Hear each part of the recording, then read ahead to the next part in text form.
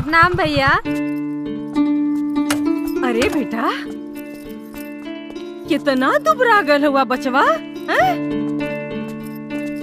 खुश रहा बबुआ।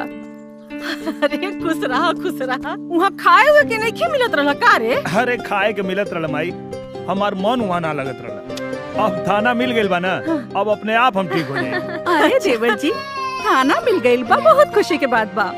बाकी अब जल्दी घर में एगो देवरानी चाहिए। हाँ। अच्छा, अरे काम को के इतना थाक गेल बाड़ू का कि देवरानी खातिर इतना उकताइल बाड़ू?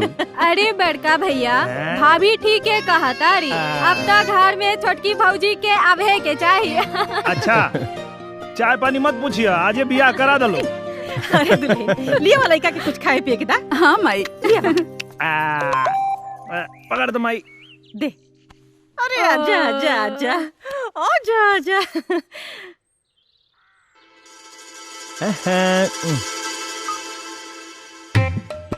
अरे भैया, ये तो बहुत बढ़िया मोबाइल बा, हमरा के चाहिए। तोरा के ऐसे लिया दे मोबाइल। ना, हमरा के ये मोबाइल चाहिए। अरे ई क्यों देले बा हमके गिफ्ट, हम तो के नहीं दे सकत। माई, बोला ना। आ दे ना दा बचवा, तू दूसर ले लिहा। अब फिर ऐसन के खास देले बा? अरे कैसे तोहनी लोग के बताई हम? माई। नफरत थी जिसकी अक्स से, वो रूह बन गया। नजरों के रास्ते वो दिल में उतर गया। कल तक तो जिसे देखना भी गवारा न था, पल ही भर में वो मुझे इस घर में तन्हा कर गया। I love you Yadav.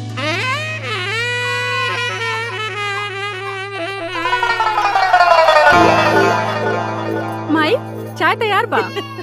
गई।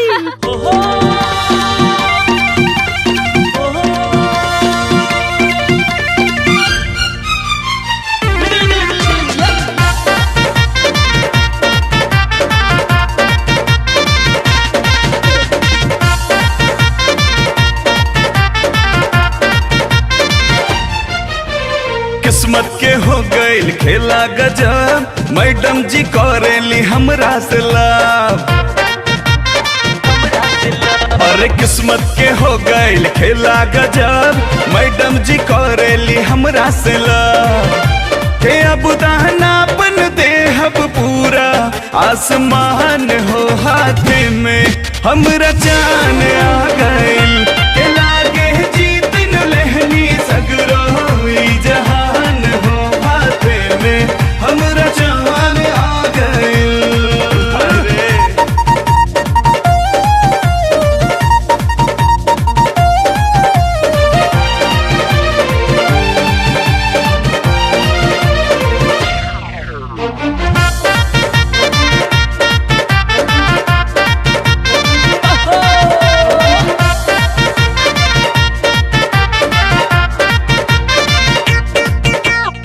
चुका ता फूलता ई छाती जैसे खुलता, लागता करे जा जाई कूद हो। अरे नहीं लगा भनी त मूलधन पैनी, पा गईनी प्यार वाला सूद हो। के दहिया धरती ऊपर मनवा भरे उड़ान हो हाथ में, हमरा जान आ गइल।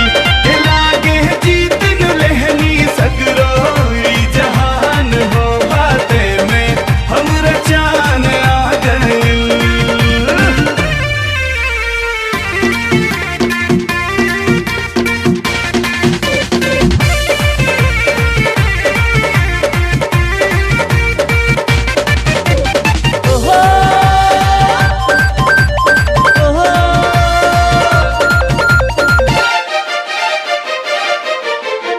सीना से सटा के रख बहुत जोगा के, आँच न अब देह प्यार में। अरे सच बात बाटे भगवान जब देवेले, सब कुछ देले छपर फाड़ के अब ले रहल जिंदगिया हमरो सुनसान हो हाथ में, हमरा जान आ गइल। के लागे जीत न लहनी सगरो जहान हो हाथ में, हमरा जान आ गइल। अरे बाप रे।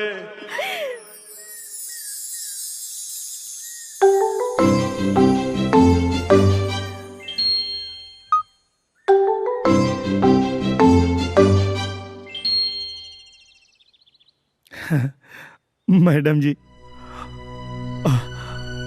हमके भरोसा नहीं के होत।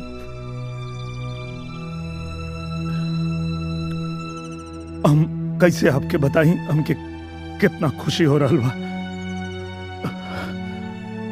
सपना है या हकीकत, कैसे यकीन करूं। दिल में बची है खलबली, किसको बयां करूं।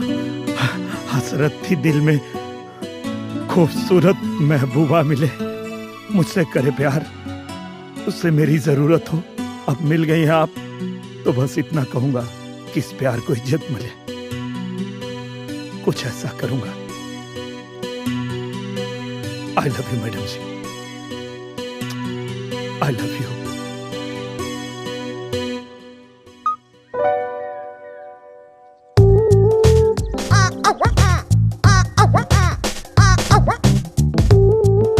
का भैया, भाभी के वीडियो भेजला कि ना? अरे देखना, जैते नहीं खे। हैं? इला इतना बड़ वीडियो 2G में जाए, एकरा लिए तो 4G नु करवावे के पड़ी। अच्छा भैया तो 4G करवा के भेज दे। हाँ, एकर नजर ना हमारे ही खाना पे रहे। घरे में नहीं खे खाएगी तो के? कदही है पूरी। ए माई हमहू एजे बानी रे। अच्छा, एक लड़का के बाप भइला चुपचाप खइबा? माइया के हाथ से खई है अभी हो। काका। अच्छा माई, हाँ बेटा। लड़का से याद आयल, मुनवा 1.5 साल के हो गईल, न चलत बा न बैठत बा। ओके बढ़िया डॉक्टर से दिखा देवल जा। ओके ले चलो लोग हमरे साथे। अरे बेटा ले चलल जाई। पहले अभी तो हर पहली पोस्टिंग है, खूब बढ़िया से वहाँ बर व्यवस्था जमा ला, फिर चलल जी पीछे से। अरे माई, वहाँ बहुत बढ़िया घर ले ले। अच्छा हाँ, कोनो दिक्कत ना हो, खाली तू लोग लेके चला। ओके दिखावे के तो बढ़ले बा, लेकिन अरे सोचता तू चुप नहीं। रहा भैया, हर बात में तू ना ही नुकुर काहे करेला। ओके लेके चले के बाद बस भौजी तैयारी करा।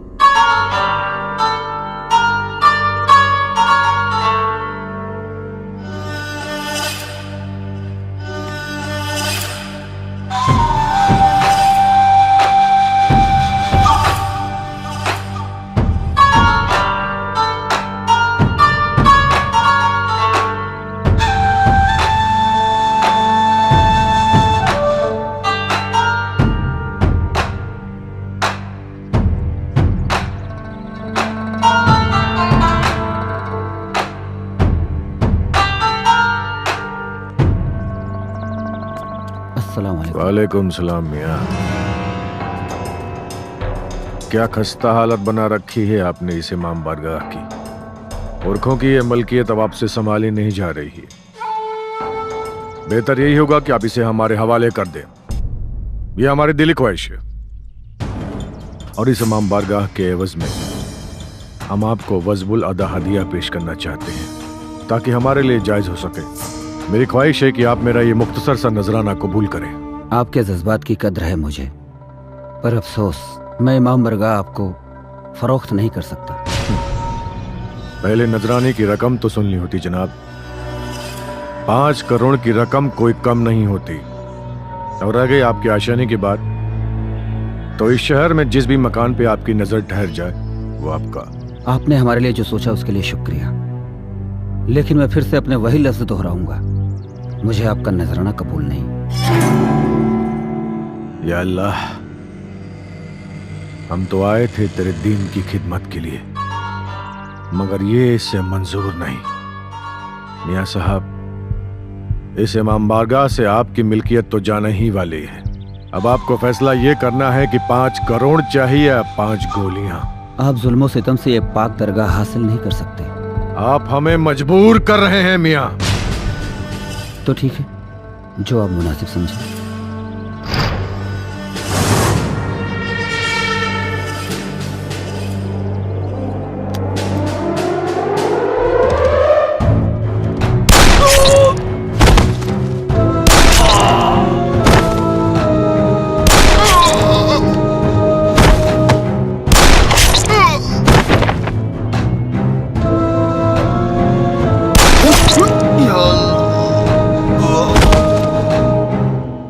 करोड़ इनके जनाजे पे खर्च कर देना, ताकि देखने वालों को पता चले किसी रईस से पाला पड़ा था।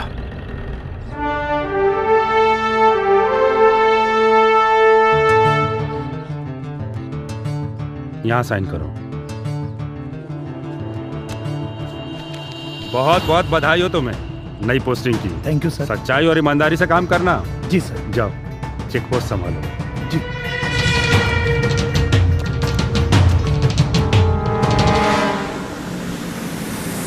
रोक, गाड़ी रोक।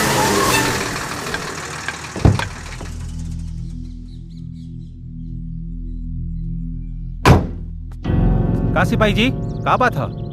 गाड़ी काहे रोकला है? चेक पोस्ट पे गाड़ी काहे रुकेला? चेक करावा गाड़ी। हमार गाड़ी चेक हुई? हाँ, दिखावा। कहा गाड़ी में? जानवर जबा करे बदे जाता, तोरा का मतलब बा?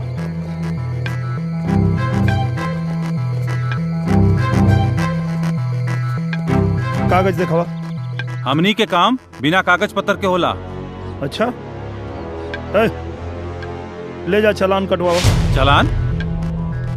बहुत डेंजर आदमी है ये। अबे डरात काहे बा? ले जो चालान कटवा, हम 4G रिचार्ज करवा क्या होता नहीं। चला देखा तई के हमार चालान करवावेला। अली भाई। अरे भाई भाई, यहाँ कैसे? तोहार दुन्नू सिपाही हमार गाड़ी के चालान काटे खातिर बोलले बा। भाई नया ज्वाइनिंग है, आज ड्यूटी ज्वाइन कैले बा। हम समझा दे मोकरा के, रहुआ चिंता मत करी। ना ना, अब तक तोहरा चालान काटे ही के पड़ी।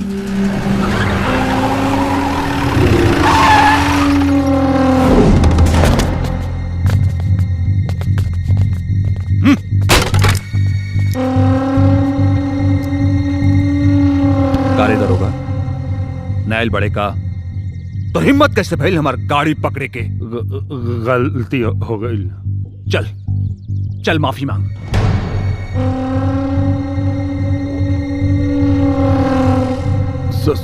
सॉरी। पैर पकड़ के माफी मांग। ए, सोच मत, पैर पकड़ के माफी मांग। समझ में नहीं आवत? माफी मांग। साहब की वर्दी छोड़। या तो चल, एकर वर्दी छोड़ दे ली। अरे तोर वर्दी पकड़ ले ली। अरे नया ज्वाइनिंग बाव कर। बोल का करबे? वर्दी छोड़ के बात कर। ना छोड़ब तक का उखाड़ लगे। देखबे वर्दी की पावर। चल दिखाओ दिखाओ। सिपाही रे, सिपाही रे।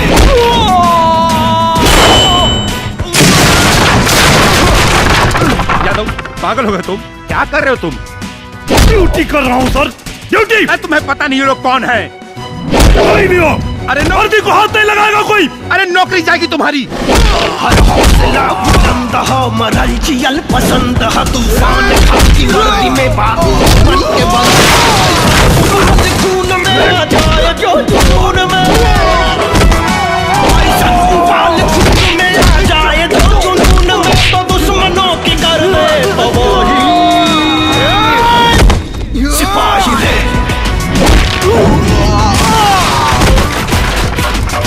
सिपाही रे, सिपाही रे,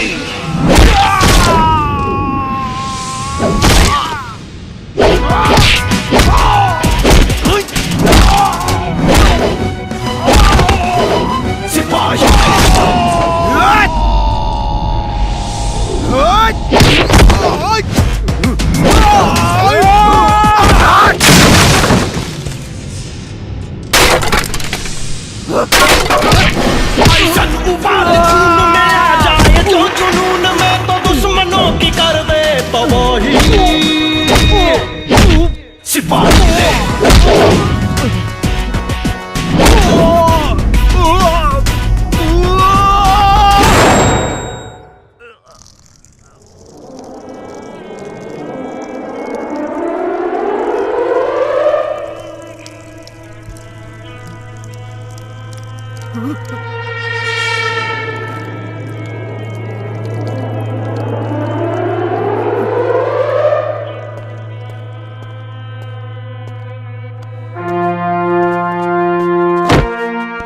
यादव, यादव समझ क्यों नहीं रहे हो तुम?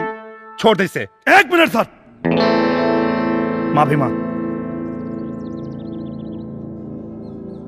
माफी मांग। I am sorry. माफी मांग। सॉरी।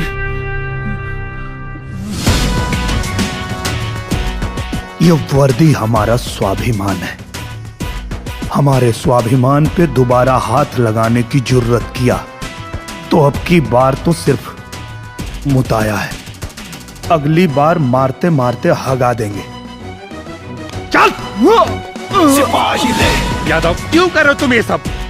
वो तुम्हें मार देंगे, जान से मार देंगे तुम्हें वो। सिपाही रे।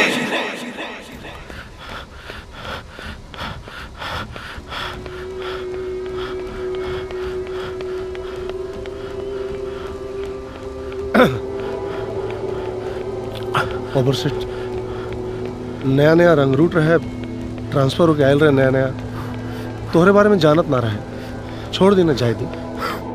चुप, एकदम चुप। एक लफ्ज ना एसपी, एक भी लफ्ज अगर निकले तो हर लाश पे गोली चल जाए। खून सवार वो हमरा खोपड़ी पर। खुदा कसम, खुदा कसम, अगर हमारे बीच में शासन प्रशासन आयल तब पूरे प्रदेश में आग लग जाए। वो जवन वर्दी पहन के वदना सा सिपाही हमरे भाई के देह पे जवन जख्म देले बा, ओकर एक एक बूंद खून निकाल के वही के वर्दी पे हाथ पोछब। कारे का जरूरत रहल हो राक्षसन से दुश्मनी मूल लेवे के? हाँ? अरे जेकरा सामने जानवर तक के रूह कापेला, ओकरे सामने तोर कौन औकात रे? अरे माई, तू कैसन बात करता? ये वर्दी हम काहे खातिर पहले बानी? गुंडा बदमाश के रोकही खातिर ना। पगला गइल बड़ा तू। अरे जुग जमाना बदल गइल बा, हैं? गुंडन का राज चलता। अरे तो गुंडन के राज ना चले, यही खातिर वर्दी पहले बानी। वाह बेटा, भले तोर परिवार मुसीबत में फंस जाओ, हैं? हमरे परिवार की क्यों आंख दिखाई? हमरे परिवार के तरफ क्यों आंख उठा के देखी, ओकर आंख निकाल ले। अच्छा, केकर आंख निकल बे? केकर आंख निकल बे रहता है? सारा लोगों के साथ जाके खड़ा हो जाइए, तोरा संगे केहू ना आई। अच्छा खासा ड्यूटी करत रहले एसपी के, पुक्कुर कटले रहला जो निहाई ना यमराज के मुंह में। अरे माई, तू काहे ने खुश समझा? चुप, तोर मतारी है, हमरा के मत समझाओ। अरे समझा ना, पहले एसपी साहब के फोन लगावा। हमरा पक्का विश्वास बा कि पुलिस वाला के मदद जरूर करी। हाँ, फोन लगा। अरे लगाओ ना फोन एसपी के।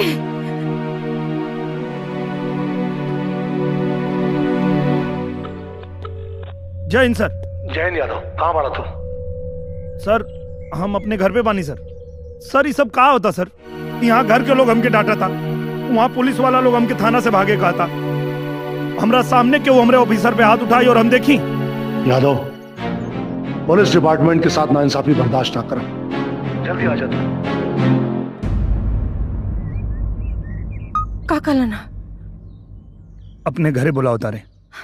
अरे तो जाना, जाना बेटा। अरे जो न रे।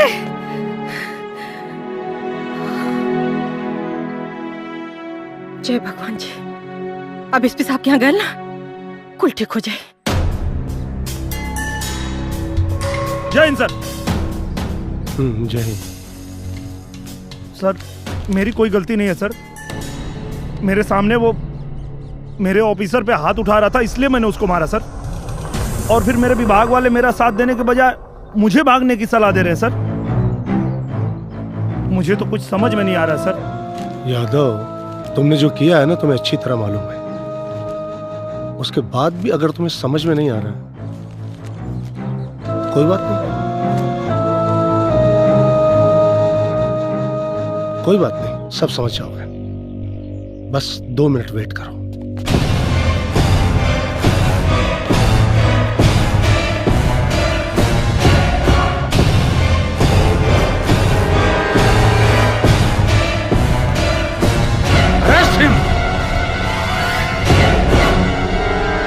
यार तू लोग तो भरोसा कर हमरे ऊपर। यादव हमनी के वहीं ड्यूटी पे बानी जा। साहब के आदेश से बढ़ के कुछ नहीं खे। हाथ ऊपर। यादव तोहार खेल खत्म। सर समझाई ना ये लोग के। ले जाओ इसे। सर हमारी बात सुनी सर, हम कोनो गलती नहीं की गई सर। अरे आप पुलिस वाला हो के वो पुलिस वाला के साथ नहीं की थे सर। आपको अपने सिपाही पे भरोसा नहीं सर। सर आप गुंडों का साथ दे रहे हैं सर। सर गलत कर रहे हैं आप।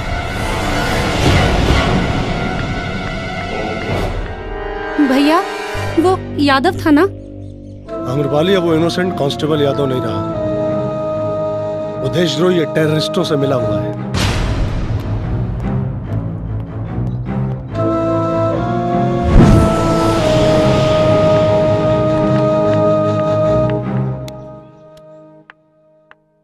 पता नहीं भैया को क्या हो गया। जब तक यहाँ पे यादव रह के दिन रात जी हुजूरी करा था तब तक बहुत सीधा आदमी था, और जैसे बाहर जाकर अपना काम करने लगा आतंकवादी बन गया।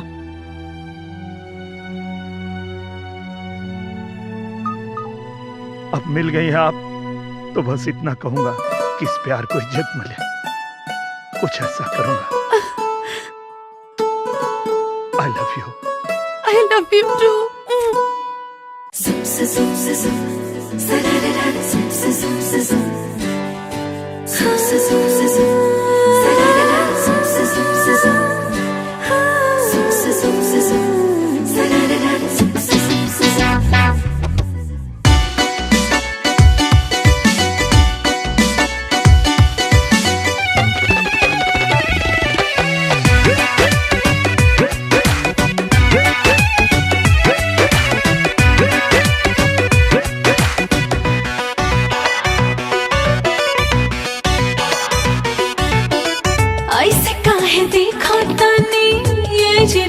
चोर खाने ऐसे काहे देखा तानी, ये जिरो चोर खाने जवानी ये रोए घर जानी।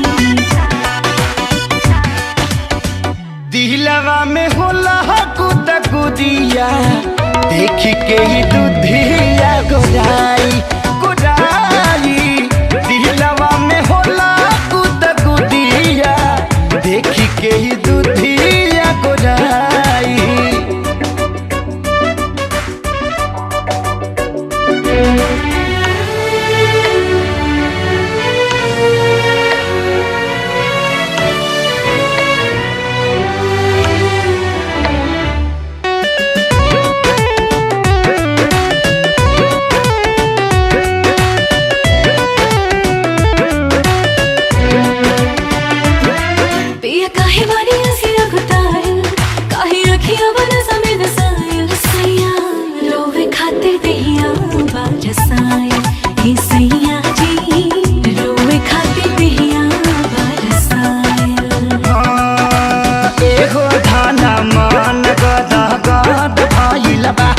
जब से चढ़ाली जवानी तोहर माध भइल बा, सावधान रहुए कामयाबी। सगरो हेराइल हमारी बुद्धिया, देख के ही दूधिया गोराई गोराई। दिलवा में होला कुदा कुदिया, देख के ही दूधिया गोराई।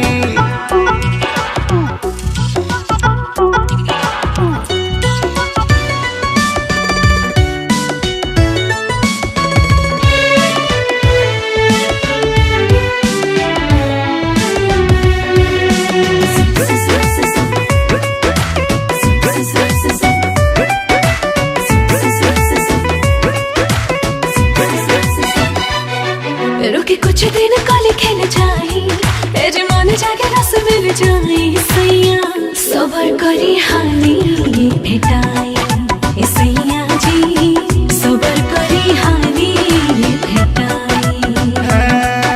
छागल छुना छुनिया छनक गइल बा, ए हो जान हमर जिया रसनक गइल बा। बतिया में जनिया छुड़ाई,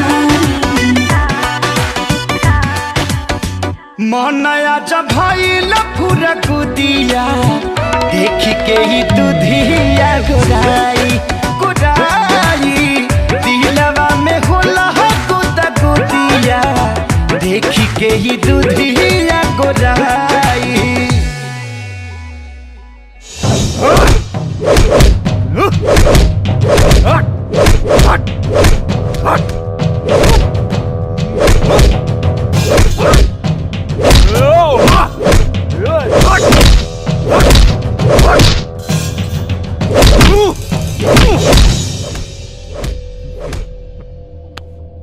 बहुत गर्मी बना तोरे खून में है? कुल गर्मी आज मूत बन के निकली है? बब्बर सेठ एगो सिपाही के शरीर है, कितनो मरबे खाली खून निकली। मुतेला तोरे जैसन मौगा ओहो 4 लाठी में। अरे मारे के तब तक मार जब तक मूत न दे। मार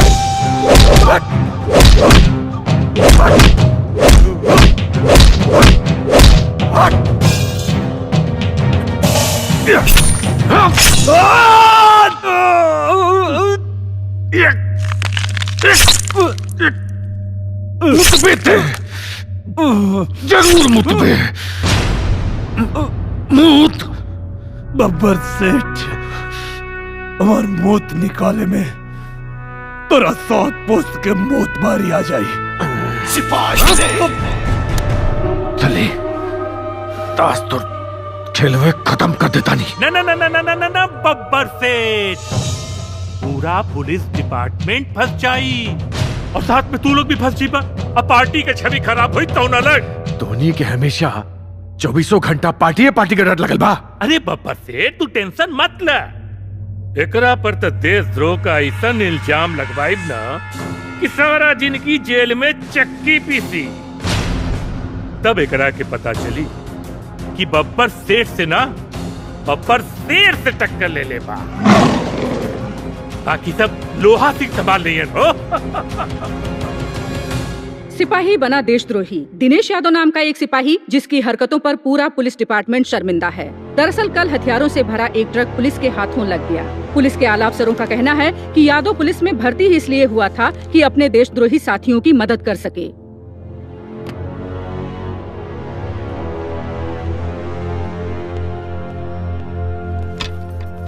भैया ये सब क्या हो रहा है? कहाँ क्या हो रहा है? सब मिलकर यादव को फंसा रहे हैं। ये सब झूठ है, यादव ऐसा हो ही नहीं सकता। एक मिनट तो और काहे का मतलब? ये जौन कुछ हो रहा बा नाटक है? हाँ भैया ये सब बिल्कुल नाटक ही है। यहाँ हम में से कौन नहीं जानता कि बब्बर कैसा आदमी है। सब मिलकर उसे फंसा रहे हैं। भैया भैया आप प्लीज कुछ कीजिए। आम्रपाली अभी तो इतना बढ़ना भाई लो कि अपने बड़ भाई के काम में दखल था, और इस सब तो हर काम नहीं खे कि का सही और का गलत। जाके अपन काम करा जा जैसे। गलत तो गलत ही है भैया। एक सीधे साधे आदमी को आप लोग ने आतंकवादी बना दिया। आम्रपाली यादव शेर के पिछवाड़े उंगली करे चल रहे, वो भी बब्बर शेर के। अब देशद्रोह के जुर्म में सड़बे जेल के अंदर। बिना सोचे समझे आग में कूदने का नतीजा देख लिए। जोश में होश खोना बुद्धिमानी नहीं है। अब सड़ो। सर इसके चक्कर में हमारी वर्दी भी जाती, लेकिन आपने मुझे बचा लिया। हम तैयार हैं सर इसके खिलाफ कोर्ट में गवाही देने के लिए। द्वार प्रमोशन पक्का देव। कल 12 बजे कोर्ट में पेश होते ही तो हर जिंदगी का 12 बज जाए यादव। यादव गलत नहीं है। क्या गलत किया? हाँ गलत आदमी को पकड़ा और हमारे एसपी ने उसको फंसा दिया। देशद्रोह में छुट्टा कहेगा।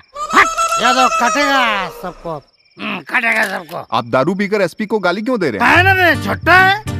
हाँ पैसा घूसखोरी लेके एसपी बन गया। हम लोगों को कहते चोरी करो। नल्ला पागल छोटा। तो क्या आप अपने दरोगा साहब से भी नहीं डरते? हमारा दरोगा साहब देखो वहाँ बैठा है। दुर्गा प्रसाद शुक्ल साहब हमारे साथ है। दरोगा साहब बोले करो, तुम जो कर रहे हो सही कर रहे हो। हम कर रहे हैं। हाँ हमको डर नहीं है, सब सही कर रहा है। जो यादव कर रहा है सही कर रहा है एकदम। आपको सस्पेंड कर देंगे तो कर दे, घंटे से कर देंगे, क्या फर्क पड़ता है? मैं डरता हूँ क्या? वर्दी चली जाए चली जाए। प्रधानी का चुनाव लड़ूंगा, पीटीसी बन जाऊंगा। हाँ, ईमानदारी से काम करूंगा, मैं डरता नहीं हूँ। जाओ, दिया मसाला तुम लोगों को टीवी में दिखाओ, अखबार में छापो, एसपी चट्टा, 1 नंबर का चट्टा। जाओ, तुम लोगों को मसाला दिया, दिखाओ टीवी में।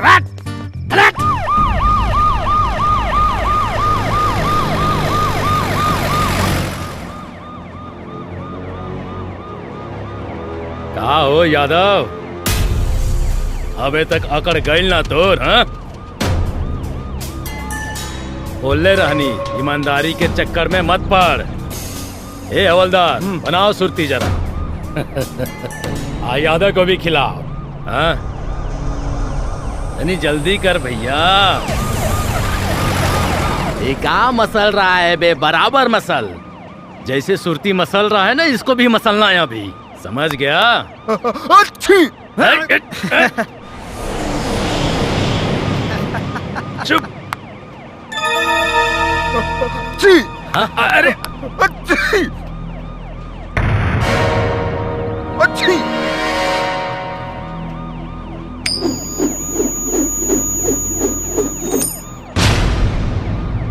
लाओ भैया।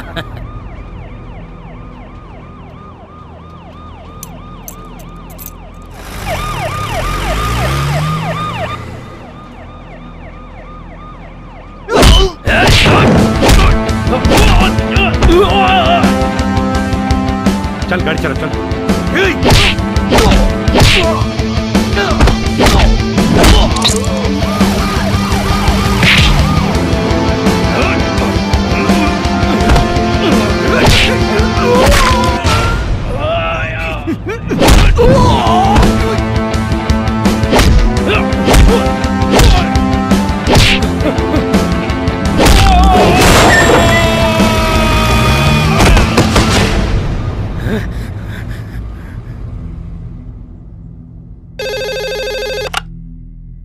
हेलो सर, यादव फरार हो गया। फरार हो गया? क्या बकवास है लोहा सिंह? सही कह रहे हैं सर, देव सिंह ने गद्दारी की है। सर, जाते जाते वो सरकारी असला भी लूट ले गए। एक मुजरिम पुलिस कस्टडी से फरार हो गया और तुम क्या कर रहे थे? चप्पे चप्पे पे नजर रखो। किसी भी कीमत पर यादव की गिरफ्तारी चाहिए। चल फोन रखो।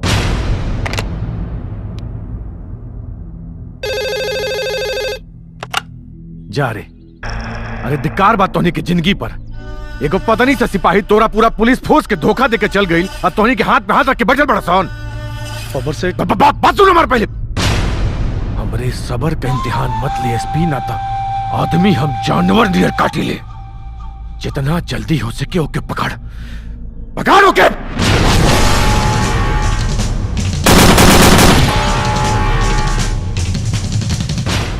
अरे खुलवा तो बहुत जरूरी है प्लीज। क्या बात हो? अरे साहब बहुत जरूरी है, तनी एसपी साहब से मिलवा दा। बोल देली ना, एसपी साहब नहीं क्या मिली हन, तारा सस्पेंड अरे कर देले ना। सस्पेंड तो कैले हम, लेकिन एक बार मिलल बहुत जरूरी है प्लीज। ना ना जा भैया, तू जा। साहब चल हटा। मिठाई भैया, तनी कुछ करवा ना ना कुछ ना होई। जय भगवान। आवा आवा आवा, तो है लोगों ने कमी और रहा। बतासा जी, सुनने में आया कि एसपी साहब आपको सस्पेंड कर दिए। ना ना, हमारा आरती उतारत रहा ना, सस्पेंड ना करिए तो का प्रमोशन कर दिए। हे महाराजा समय हम रोनिया कि तोहन लोग रहा जितना बोलने रहने कुल दिखा देला टीवी में। आप तो बोल रहे थे मैं किसी से डरता ही नहीं हूँ। हे भगवान, तो जब शराब या पी ले तो ना डराइला, आज शराब उतर जाला तो डराए लगिला। बहुत बेकार आदमी हवा। अब मजो ले था हमार ब्याह शादी उम्र में भाई लाओ। कहाँ जा भैया? भाग जा, भाग जाना तो कमरा सबरा फोड़ दे। भाग जा, कहा था भाग जा, भाग हट। हे भगवान, का करी दादा? जिन जाई कोई लड़िया नौकरिया पिया छोड़ दे। ए सेठ का रे? बिरवा खाली गई बा कि स्वीटी से हमारे बियाह के बारे में कुछ सोचबा? मारा ससुर बियाह करबा, मारा पलटा से मुँहे लाल हो जाई। अब्बे बियाह करिया नहीं, चल गिलास धर, सारे चाय पिया। चलन बियाह करे। आ गई ना भविष्य का दरोगा। कौन दरोगा आयल हरे? अरे एसपी के दारू पी के गरिया देले बा और सस्पेंड हो गइल बा। अभी कितनो कुछ मांगी दी है मत। अरे सरवा पहलों को 2500 बाकी लगेले बा, देबे ना केलस बे। दी है मत कुछ। सेठ जय हिंद। अपन जय हिंद अपने लगे रखा, निकल यहाँ से तो। बड़ा गुस्सा में लगा रहा। गुस्सा में ना हो, तेरे जलेबी खिया देता, बहुत भूख लगल हो। जलेबी? हाँ। जलेबी खीब। हाँ। 2500 पहले के बाकी बात देवे ना किला आलू जलेबा खाए। अरे तारा जो तनख्वाह मिले वाली है दे दे। अरे अपन तनख्वाह लेके ओहरे रहा। मैंने सस्पेंड हो गई तो ना देबा खाए के। तब ले बुढ़ा घोड़ा के घास से ना दी। अरे तो डकैत ना है, दे दे। हमारे साथी है उसे पूछ। अरे हम साथी होती कुछ नहीं की। अरे ये एकदम फर्जी आदमी बा। पलट गई, दारू पियावत रहनी हो। ना ना देखो तो तू लोग के ईमानदारी। ज्यादा बहुत भूख लगल हो। अरे निकल ले जा जा। पूरे वक्त में सब साथ छोड़ देला, तू देला छोड़। कहीं और चल जाए, निकल ले, भाग भाग सारे। निकला ना, कहली फर्जी आदमी बा।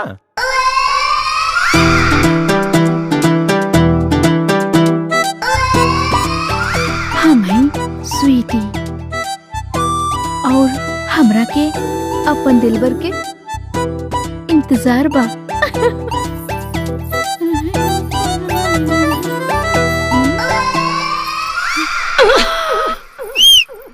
आई हाँ ए सिपाही जी,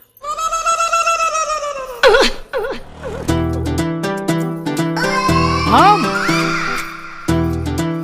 अच्छा घर से आई यो घर से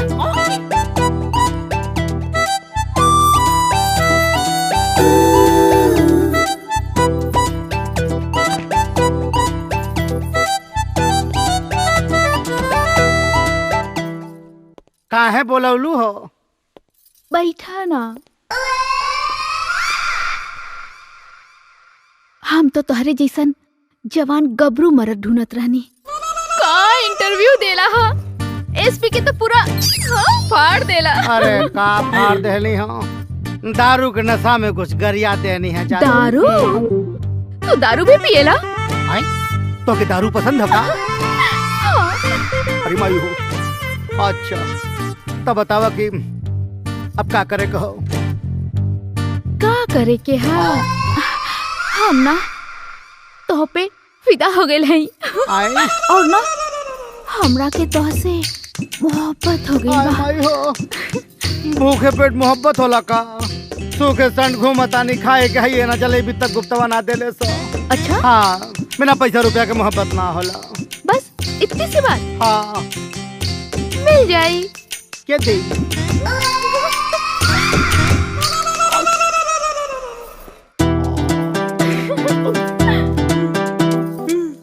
अरे भाई हो इतना पैसा? अच्छा सुनो, सबसे पहले अपन ये हुलिया चेंज करा। अच्छा। और आज से तोहर एक ही काम बा। हमके प्यार करेके। प्यार? पहले कपड़ा खरीदम, फिर बनीवा का पैसा देम, फिर जलेबी खाओ, ठीक बा? अच्छा ठीक बा, ओके बाय बाय। अरे प्यार के करी।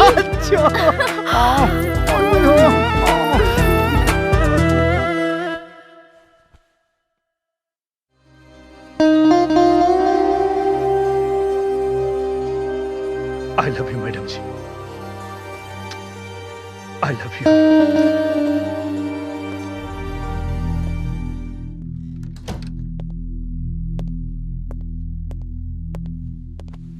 यादव, तुम यहाँ?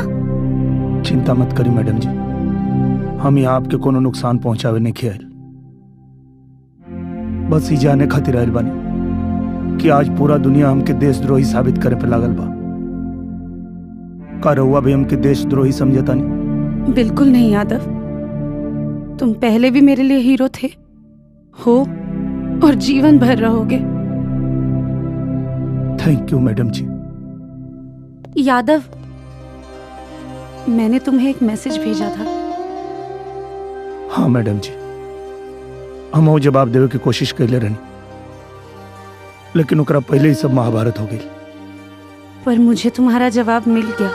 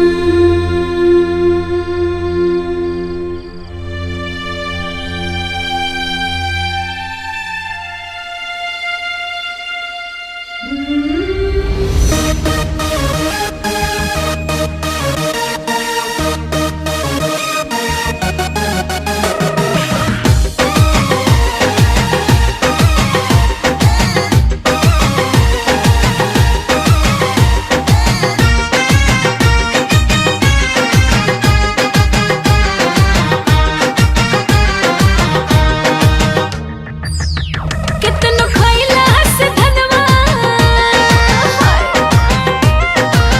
हो कितनो खइला से धनवा मोरालाई थोरे खाला खाला ए सुगना हो खाला खाला ए सुगना कटोरे कटोरे खाला खाला ए सुगना कटोरे कटोरे खाला खाला ए सुगना चाहे सांझे के ठोर मारो चाहे भोरे भोरे खाला खाला हो खाला खाला ए सुगना कटोरे कटोरे खाला खाला ए सुगना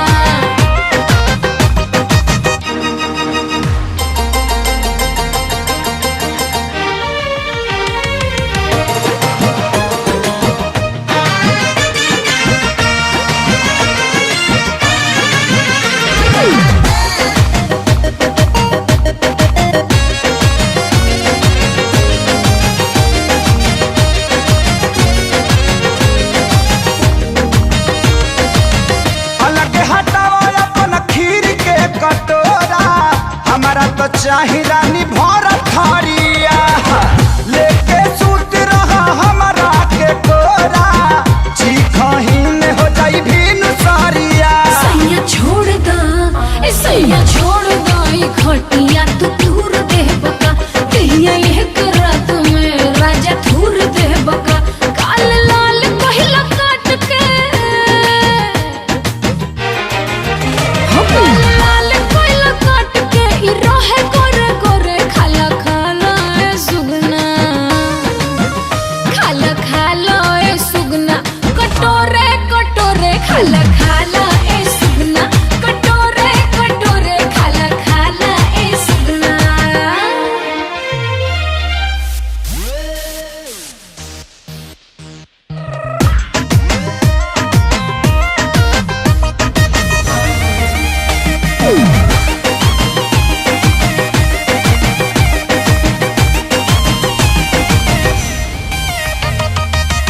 थोड़ा थोड़ा खाई ता उड़ जाई तोता हे दिल जान सुन मन ना भरी बस तनिया तारा दास नाही होता ऐसे सतईबू तू बोलता भरी सैया रुक जा ए सैया रुक जा तू काहे हड़बड़ करला लहर लूट लोहे लोहे का गड़बड़ करला पहिला मारे से डुबकिया पहिला मारे से डुबकिया था लेला कोरे कोरे खाला खाला ए सुगना हो खाला खाला ए सुगना कटोरे कटोरे खाला खाला ए सुगना कटोरे कटोरे खाला खाला ए सुगना ता आवो खाला हेलो हाँ लोहा सिंह मैं बोल रहा हूँ। जय हिंद सर। जय हिंद। लोहा सिंह यादव जितना खतरनाक पब्बर सेठ के लिए है उतना ही हमारे लिए भी है। राइट सर, इस बार छोड़ेंगे नहीं, देखते हैं कितना भागता है। हाँ पर एक बात का ख्याल रखना कि यादव तुम? सर यादव आपके घर पे? हाँ। सर मैं अभी फोर्स लेके आ रहा हूँ। ओके। डरी मत, हमके पता बा हमरे वर्दी के दागदार बनावे में बब्बर के साथ आपके हाथ है, लेकिन हम आपके माफ कर देने। वो ये खातिर ना कि आप हमारे सर हैं, एक खातिर काहे कि आप हमार होखे वाला सार हैं। क्या बकवास है, दिमाग खराब हो गया तुम्हारा। दिमाग एकदम सही है, यही से आपसे विनती करत हनी, लड़ाई में आप हमारे साथ हो जाए और दुनिया के बता दी कि हम एगो भगोड़ा ना, ईमानदार और मर्द सिपाही हैं। तुम्हें क्या लगता है यादव, तुम एक बार भाग क्या गए क्रांतिकारी हो गए? फोर्स आ रही है, बच नहीं पाओगे। जब तक बब्बर और तोहरा जैसन लोग के असलियत जनता के सामने ना ले आई तब तक हमके पकड़ल तो दूर छू भी ना पाएगा। नजर घुमा के देख लो यादव, तुम गिर चुके हो अभिमन्यु की तरह। सरेंडर कर दो नहीं तो मारे जाओगे। जब तक हमार मिशन पूरा ना हो हमके मारे में यमराज के भी पसीना छूट जाए। एक बात और, एक कलयुग है और कलयुग के अभिमन्यु के ही पता है कि चक्रव्यूह कैसे तोड़ल जाला। ये क्या बेवकूफी है? पागल हो गए तुम लोग? मारे जाओगे तुम लोग भी इसकी तरह। सर, हम रउआ से कम पढ़ा लिखल जरूर बनी, पर ईमानदारी और बेईमानी में फर्क मालूम बा हमरा के। हम सब यादव के साथ बानी। ए, सब के हुआ बनकन फेंक दा, ना तो साहब का खोपड़िया खोल दे बेचे। रॉन्ग, बहुत गलत कर रहे हो तुम लोग। देखो मैं फिर समझा रहा हूँ तुम लोगों को, सब के सब मारे जाओगे। सिपाही रे, सिपाही रे, सिपाही रे। गाड़ी तक छोड़े ना चलवा एसपी साहब।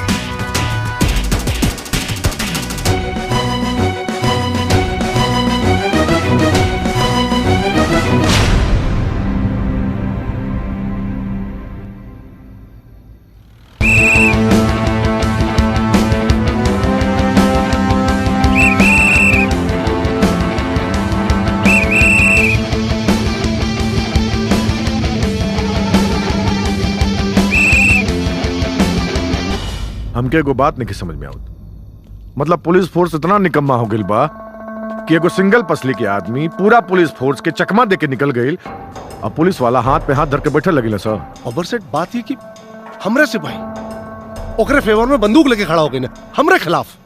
अब समझ में नहीं, क्या अचानक धोखा हो गई। एक मिनट कहीं तू लोग बिरादरी तो नहीं खेला? अरे ना, अगर तू लोगों से नहीं हो तो हमसे बता दे, हम अपने आदमी के काम पे लगा दे। और अगर हमारा आदमी काम पे लग जाए तो शहर में हुई कत्लेआम और शहर के लॉ एंड ऑर्डर लग जाए दक्षिण। बब्बर सेठ हमारी बात सुना, ऐसा कुछ करे का जरूरत नहीं खे। जगह जगह नाकेबंदी कर दियल गई बा, पुलिस चप्पा पर तैनात बा, यादव बच के भाग न पाई। देखा, अगर कानून व्यवस्था के कुछ हुई तो हमारे मंत्री पद पर आ जाये, हमरे पर आ जाए का मतलब आप पर आ जाये। ऐसा कुछ मत करे एसपी साहब, बताई ना। बस एक और मौका, एक और मौका दे, या तो जिंदा या मुर्दा आपके सामने हुई। ठीक बा, आखिरी मौका गवैला लग तो बाद मिली सजा। और बब्बर सेठ के सजा का मतलब मौत। यादव, कुछ ऐसी बातें हैं जो मैंने तुम्हें नहीं बताई। मैं नहीं चाहता था कि तुम कोई गलत कदम उठाओ। यादव, समझ रहे हो तुम मैं क्या कह रहा हूं? भाई कब है? यहां कहां बैठली? कहां बस भैया? जी मीना, हे माई का भाई बोलना, कहां बा सब लोग? खत्म हो गए। का खत्म हो गई? सब खत्म हो गए।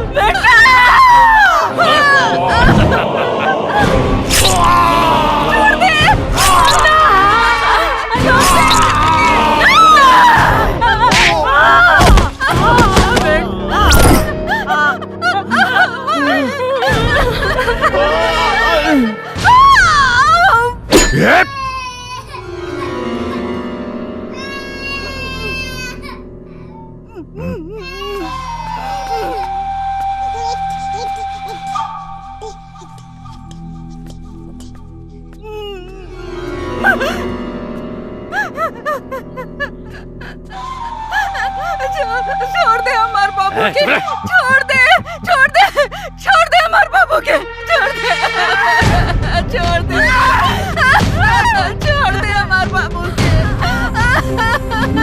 छोड़ दे छोड़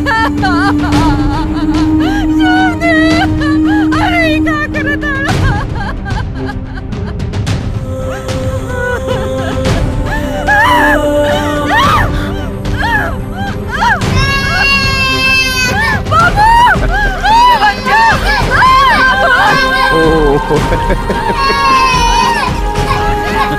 करे छोड़ दे हरामी।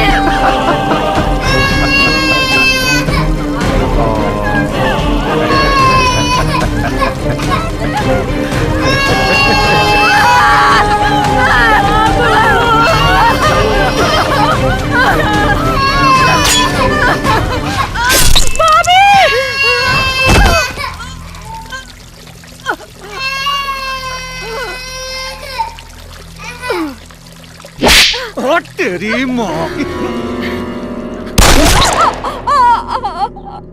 का भाईजान ई का करत हुआ? तोरा के तो दोजक में भी जगह ना मिली, एकरा के कुमारे मार देवा। मार मत मार मत।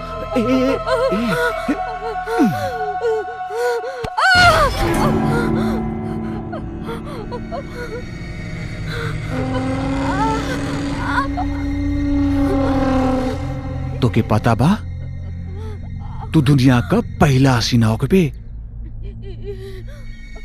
जी मरत मरत भी जवानी का मजा चख के मरबे।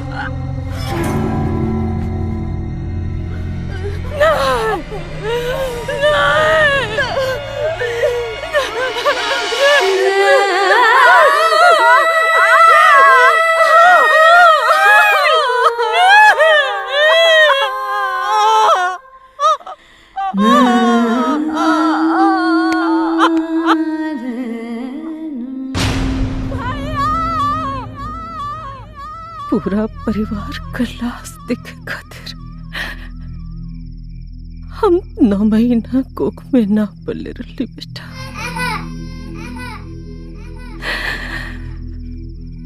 अब जिहाद एगो सिपाही नियन और मुरियाद एगो सिपाही नियन।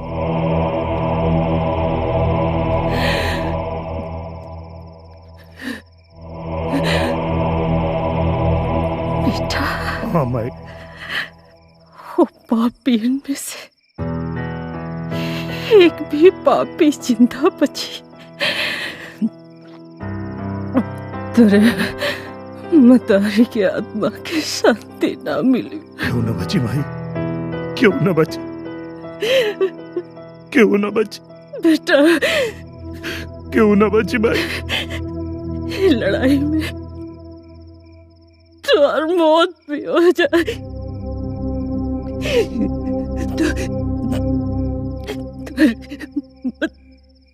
मतारी के तुमको तकलीफ ना हो। छोड़ो छोड़ो मत ना छोड़ ना छोड़ो माई, ना छोड़ो। क्यों ना छोड़ो माई, माई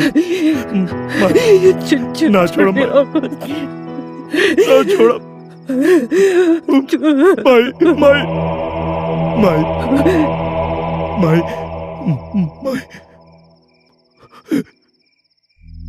माई माई माई माई माई सब छोड़ के चल गए, तू छोड़ के मत जा भाई, तू छोड़ के मत जा भाई, मत जा भाई।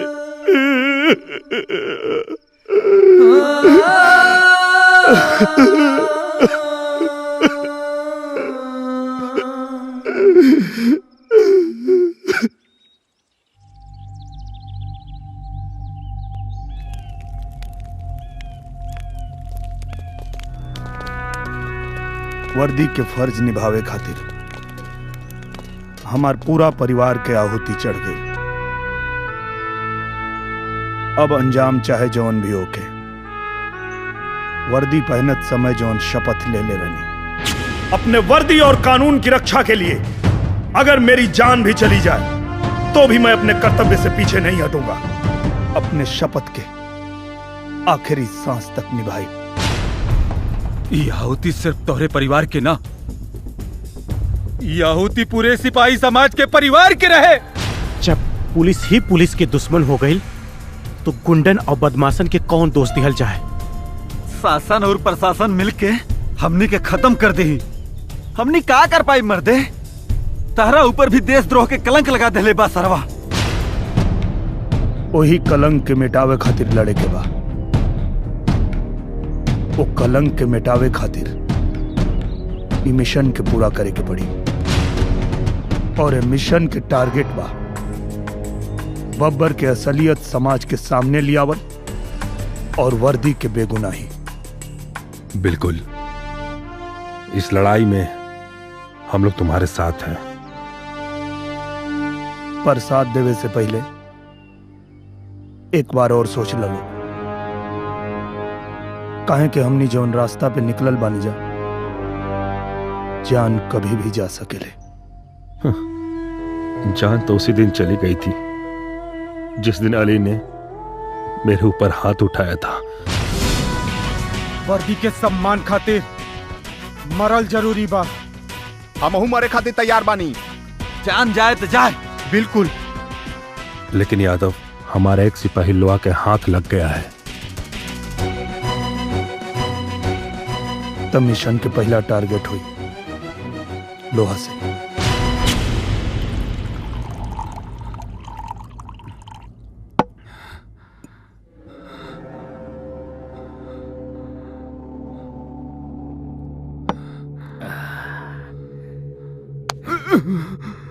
हमके पता तो यादव के बारे में जाने ले। ना साहब, हमके कुछ पता नहीं। बोल ससुराऊ कहाँ मिली? ना साहब, हमके ना मालूम। बता दे ना तो तोरा के। ना साहब, हमके कुछ पता ना। मार के तोर चटनी बना दे। ना साहब, हमके कुछ पता ना। नहीं क्या पता तोरा के? नहीं साहब, हमके कुछ बहुत पता ना। हम सच कहता नहीं साहब, हमके कुछ पता ना। बहुत मार खई बे रे। नहीं साहब,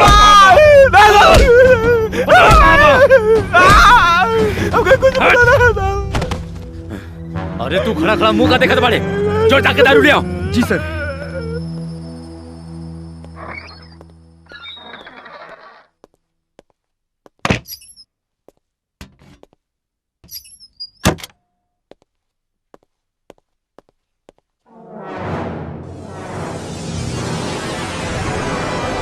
अरे बाप रे, यादव सर, हमका कुछ ना पता सर। यादव।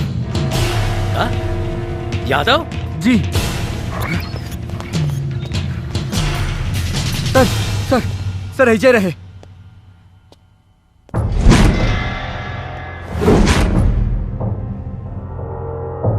ससुरा, दारू हम पीले बानी और नशा तोरा को।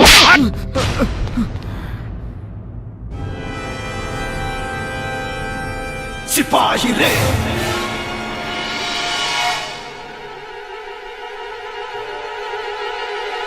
सिपाही रे,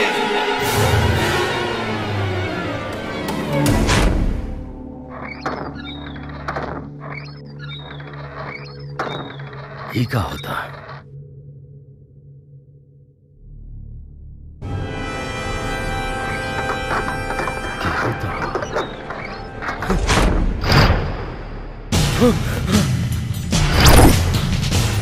तू हमरा के खोजता रे और हम तोरा के।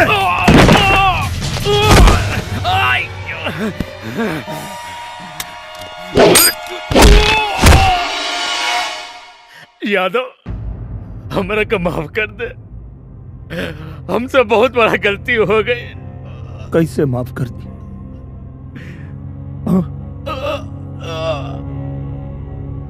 आज एगो सच्चा सिपाही कानून तोड़े पे मजबूर हो गए। का गलती के लिए रनिया? माफ कर दे यादव। बताओ का कसूर रहे हमार? ईमानदारी से ड्यूटी के लिए रन, ये कसूर रहे ना? माफ कर दे यादव। हमारा परिवार के का कसूर रहे? बोल ना, बता। माफ करा। हमारा भाई के नाम पे बोल रहा है। हमारा भौजा के नाम पे बोल रहा है।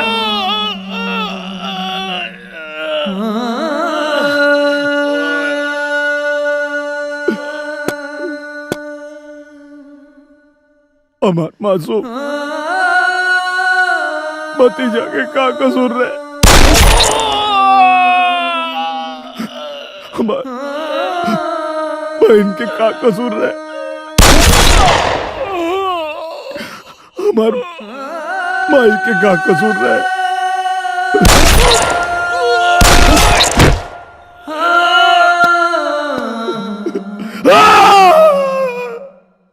नया मॉडल बुझाता रे। हाँ भैया, कल रात में मंगवाई।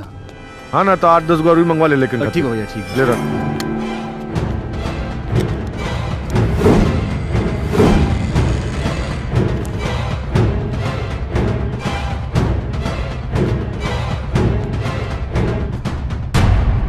बब्बर सेठ, 15 अगस्त से पहले तोरा तंग खत्म करके जनता के सामने कुत्ता के मौत ना मर ली तो हमरा नाम के कुत्ता पोस ली है। तेरी मोह की हट।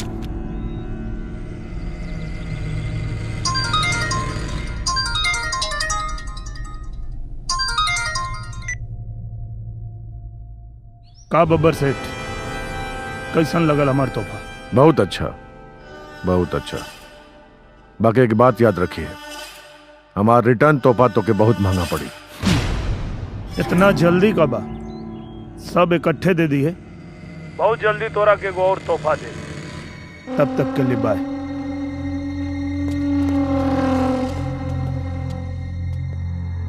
Oh my God. Oh my God. खाली लाल बत्ती में घूमा तू लोग। और जदुआ तोने के छाती पर बैठ के तांडव कर रहा बा। देखा बब्बर सेठ, आप चिंता मत करी, सब व्यवस्था जल्दी हो जाए। ए मंत्री, नेता वाला भाषण ना, हमके रिजल्ट चाहिए, रिजल्ट। यादव चाहिए हमके। बची ना, पुलिस वाले के मर रहे बब्बर सेठ। कौवा कौवा का मांस ना खाला। हेलो, हाँ एसपी संजय पांडे, जितना जल्दी हो सके बब्बर सेठ के घर पे पहुंचा फोर्स के साथ। एम्बुलेंस लेके आवा, लोहा सिंह का मर्डर हो गई बा। जल्दी आओ, fast. Hello mister Gyanilal Gupta, how you? अरे बड़ा लाल पियर पहन के टहरत हुए भाई। उसके ऊपर मत जाओ। सबसे पहले 2500, तुम्हारे 2500 रुपए का उधार। ये बाकी वाला है? 500 ज्यादा है, उसमें से 250 तुम दोनों टिप ले लेना। जियो से। और सुनो, करे कहाँ से इतना पैसा पागल की पैसों दे देले से टीपो देता। नौकरिया फिर से लग गई का? नौकरी नहीं, छोकरी मिल गई है। छोकरी? छोकरी मिल गई है। दरअसल उस दिन जब तुम लोगों ने मुझे डांट कर भगाया, मैं बहुत मायूस था। मैं रोड पकड़ कर जा रहा था। अच्छा? जैसे ही गुप्ता रोड पकड़ कर गुप्ता चौराहे पर पहुंचा तो मैं टर्न मारा गुप्ता गली में, और गुप्ता गली में गुप्ता निवास के पास एक खूबसूरत लौंडिया ने सीटी मारी। भाई लौंडिया खूबसूरत थी, मैं ऊपर छत पर गया, वो मुझसे लिपट गई। उसने कहा तुम्हारी खूबसूरती पर, तुम्हारी गबरू जवानी पर मैं मर रही हूँ, तुमसे मोहब्बत करना चाहती हूँ। मैंने भी उससे कहा तुम फिदा हो गई हो तो मैं भी तुम्हें पसंद करने लगा हूँ। हम लोगों ने रोमांस किया, उसने हमें पैसे दिए और उसने कहा सिर्फ आओ मुझसे रोमांस करो, तुम्हें पैसे ऐसे ही देती रहूंगी। एक मिनट, पेड़ा कैसे है?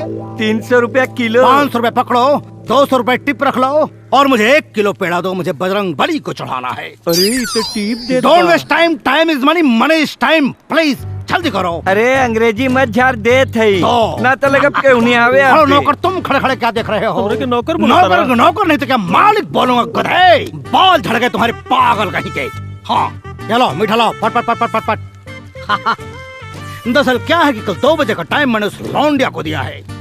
लौंडिया ने मुझे 2 बजे अपने घर पर बुलाया है, इसलिए बजरंग बली को प्रसाद चढ़ाकर मैं वहीं जाऊंगा। Bye bye. ले निकल यहाँ से, निकल। अंग्रेजी बोला था करे कौने ही छोकरी और लवंडिया के बात करत रहली। सुनला है का ड्रेसवा बतावलस है? कौन एड्रेस? गुप्ता चौराहा, गुप्ता रोड, गुप्ता गली, गुप्ता निवास। अरे तोरे भदेली में चाटता। अरे सरवो है बतसवा। हाँ टाइम कितना बतैला सकाल? 2 बजे। 2 बजे? हाँ। कल 2 बजे सारे के रगड़ल जाई जरूर। अरे बतसवा कोड दे तो के।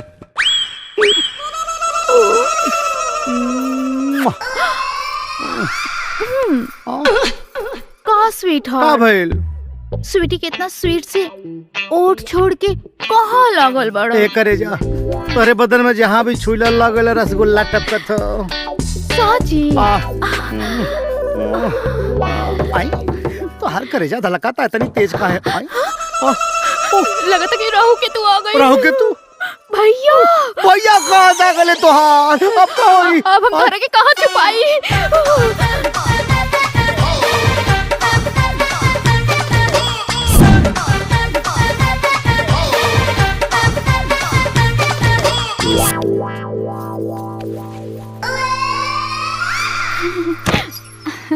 दरवाजा खोले में इतना टाइम? भैया के रहल? केहू ना भैया। नहीं कोनो मर्द के आवाज आवत रहल। मरद वो तो हम गाना गावत रही। गाना गावत रहलू? मर्द के आवाज में गाना गावत रहलू है? भैया तू हम पे अपन स्वीटी पे शक करे ना? हाँ, बिल्कुल।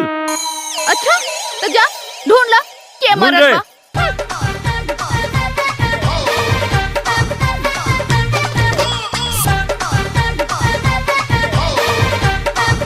का भैया हो गल सब शक दूर? कुछ ना बहन करे तू हमार बहन पे शक करत हुए, गलत गलत इल्जाम लगावत हुए। मेरे प्यारे सिपाही दोस्तों, मेरे साथ जो भी हुआ आप सब उससे अनजान नहीं है। मैं देशद्रोही हूं या सच्चा सिपाही हूं, सच्चाई आप सब जानते हैं। हाँ ये बात अलग है कि कोई आवाज उठाने की हिम्मत नहीं कर रहा, पर एक बात ध्यान रखिएगा, जो आज मेरे साथ हुआ वो आपके साथ भी हो सकता है।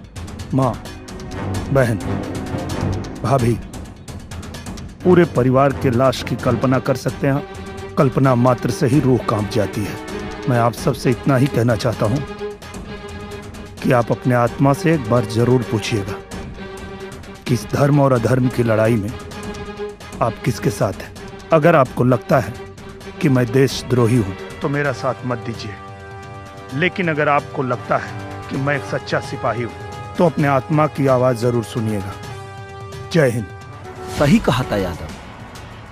अब भैया हमनी के डिपार्टमेंट देत का बा, हमनी के स्थिति सबसे गैल गुजरल बा। अखादी के सामने तक खाकी एकदम अपाहिज हो गइल बा। का हो हमनी के यही दिन खातिर वर्दी पहन ले रहनी जा कि अपना अफसर के कुत्ता के खाना खियावल जाए और मंत्री जी के लड़का के स्कूले छोड़े जाए जाओ। पिताजी, हमरा स्कूल में सब लड़का हमके सिपाही के लड़का कह के चिढ़ावे ले। तू यादव अंकल जैसन कोनो काम करा ताकि हमहू फक्र से कह सकी कि हमार पिताजी सिपाही हवे। हई रउआ ली, हमरा बेमानी के जेवर ना चाहिए। का हो का सोचा ताड़ा? सोचे के का बा, यादव के साथ देवे के बा।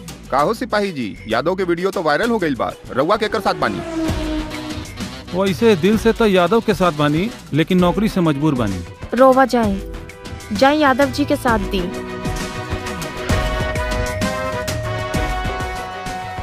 जाए यादव जी जैसन इज्जत कमाई।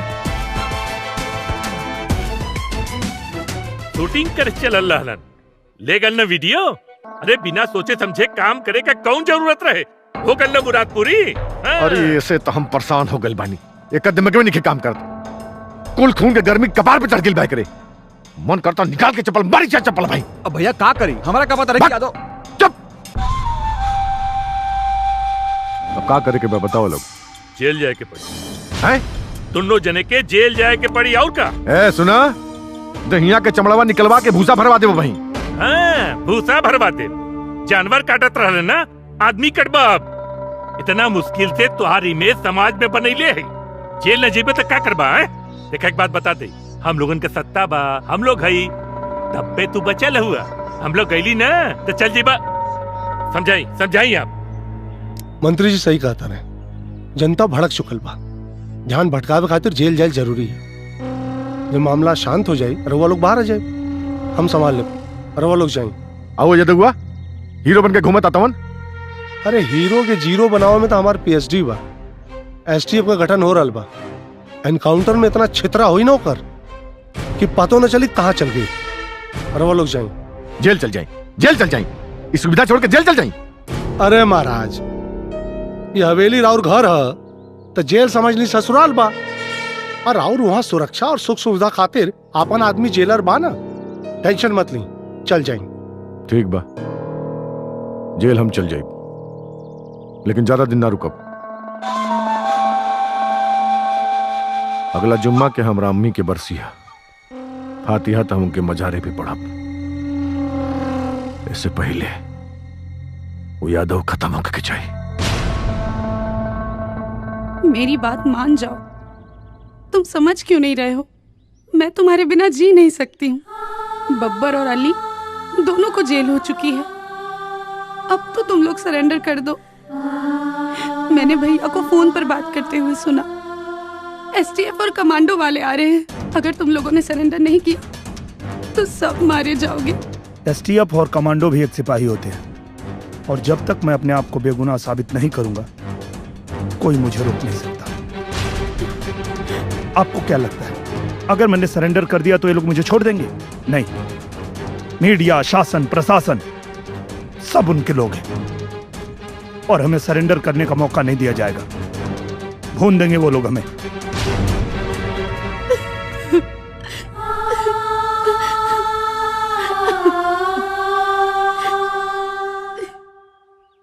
चिंता मत करो, मिशन पूरा करने से पहले मरूंगा नहीं मैं। जौन वीडियो के लिए कितना बवाल मचैले बड़ा लोगन, यादव कोनो युधिष्ठिर ना बड़न कि जौन कहियन सच कहियन। बब्बर सेठ के और उनके लड़का के जेल भेज दियल गइल बा, और वीडियो के जांच के लिए फोरेंसिक लैब भेज दियल गइल बा। हाँ बताइए आप एसपी साहब। देखिए, हमने यादव को सरेंडर करने का पूरा मौका दिया, लेकिन वो हमेशा भागता रहा। अब एसटीएफ का गठन हो गया है और यादव को देखते ही गोली मारने का ऑर्डर पास हो चुका है। रही बात उस वीडियो की, तो नेताजी एक ईमानदार जनप्रतिनिधि हैं और मैं एक रिस्पॉन्सिबल पुलिस ऑफिसर। अभी आप लोगों पे डिपेंड करता है कि उस भगोड़े मुजरिम की बात मानते हैं या हम जैसे जिम्मेदार लोगों की। एक्सक्यूज मी, चल। प्रणाम। अरे मालिक का चाका जवाब बनी है गोलगप्पा। अबे नौकर, ठीक से साफ करो, गर्दा दिखना नहीं चाहिए। ओके। अरे पतली कमरिया हिलावे लपा लपा। अरे मालिक का चाका जवाब बनी है गोलगप्पा। बड़ा गाना गावत रे भाई। गाना इसलिए गा रहे हैं कि बहुत खुशी की बात है। खुशी? यस। कौन सा ऐसा खुशी मिल गई भैया? कल मैं अपनी गर्लफ्रेंड के साथ रोमांस कर रहा था, तब एक हलकट टाइप राहु और एक चिरकुट टाइप केतु आ गया। वो दोनों दरवाजा खटखटाने लगे। मैं घबरा गया, मुझे लगा कि आज तुम्हें पकड़ा गया। लेकिन हमारी गर्लफ्रेंड बहुत तेज टाइप निकली। उसने कालीन में लपेट कर एक कोने में मुझको खड़ा कर दिया। वो दोनों राहु केतु पूरे घर में ढूंढते रह गए, हमको पाया नहीं और लौट कर चले आए। और उसके बाद मैंने वही कालीन बिछाया, अपनी गर्लफ्रेंड को लटाया, और फिर क्या क्या क्या क्या हुआ जिसकी तुम लोग कल्पना नहीं कर सकते हो। ओह माय गॉड, मैं तुम लोगों को एक कहानी को सुना रहा हूँ। एक काम करो, ये पकड़ो 2000 रुपए। मंदिर पर 2000 रुपए के बतासे, क्या बोला मैंने? मंदिर पर 2000 रुपए के बतासे बंटवा देना। मेरी राहु और केतु की शांति के लिए। मेरी गर्लफ्रेंड से मुझे कल 2 बजे मिलना है और मुझे उसके लिए लहंगा खरीदना है, इसलिए मैं जा रहा हूँ भूतनाथ की दुकान पर। ओके माय डार्लिंग, आई एम कमिंग। और मारा हमरा के बुझाइल राहु केतु के बा के सेठ। अब अहिनो कुछ बिगड़ा लाई बा। तू अपना बहन स्वीटी के बिया हमरा से कर द। कहीं बतासवा कुछ ऊपर नीचे कर देलस ना तो हम बिया नहीं करब। सारे 5 लीटर पेट्रोल के इंतजाम कर, काल जला के बतसवा के राख कर दे राख। ठीक बा। आर मांगे ले ना दुनिया पार मांगे ले, आय हाय। आर मांगे ले ना दुनिया पार मांगे ले, दुनिया तोहरे जैसन लामा हर भातार मांगे ले, दुनिया तोहरे जैसन लामा हर भातार मांगे ले। दे ना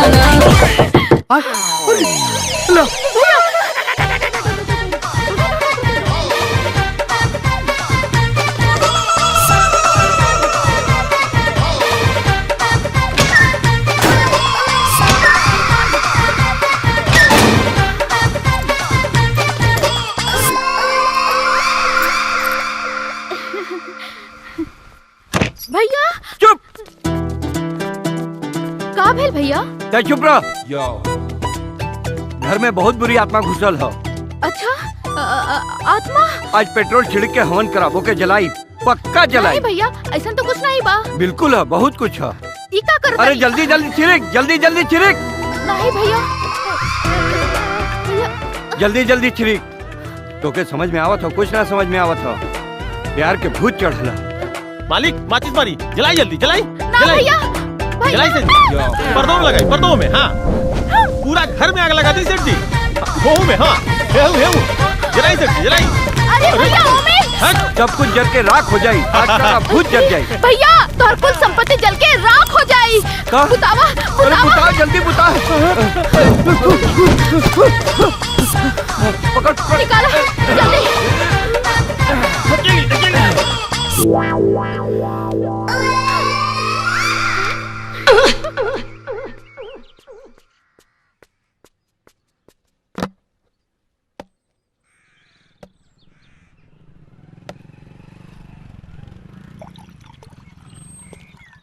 Yo.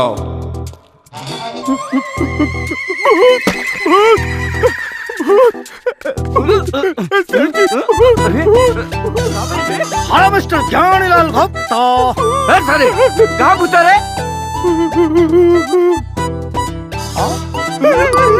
ऐसा होत रहे? अरे मैं बतासा हूँ, बतासा। अरे तू जिंदा कैसे बढ़े? आए? मुझे मर जाना चाहिए था क्या? ना कहीं तुम लोग मेरी मौत की साजिश में तो नहीं लगे हो? ना क्योंकि कल तुम्हारी ही तरह दो गधे राहु केतु घर में आग लगाकर मुझे मारने की कोशिश कर रहे थे, लेकिन वो तो मैं बच गया। मेरी गर्लफ्रेंड खुदा की बनाई हुई नंबर 1 पीस है। जब वो दोनों गधे घर में आग लगाए, मेरी गर्लफ्रेंड ने मुझे संदूक में बंद कर ताला लगा दिया और ताला लगाने के बाद चाबी आग में फेंक दिया। अच्छा। हाँ, और इसके बाद जब वो जलने लगा तो फिर लड़की ने कहा, मेरी गर्लफ्रेंड ने, देखो तुम्हारी सारी प्रॉपर्टी जल रही है। दोनों गधे अपनी खोपड़ी में लाद कर बॉक्स बाहर निकाले और मैं बच गया। मेरी गर्लफ्रेंड से मेरी शादी होने वाली है, वो आने वाली है। तुम लोग फटाफट 15 किलो मोती चूर के लड्डू पैक करो, हमें मंदिर में शादी करनी है। 1 मिनट फोन करता हूँ। Darling, oh my darling, my sweet heart, my baby, come on, जल्दी आओ, मैं वेट कर रहा हूँ तुम्हारा। ओके ओके।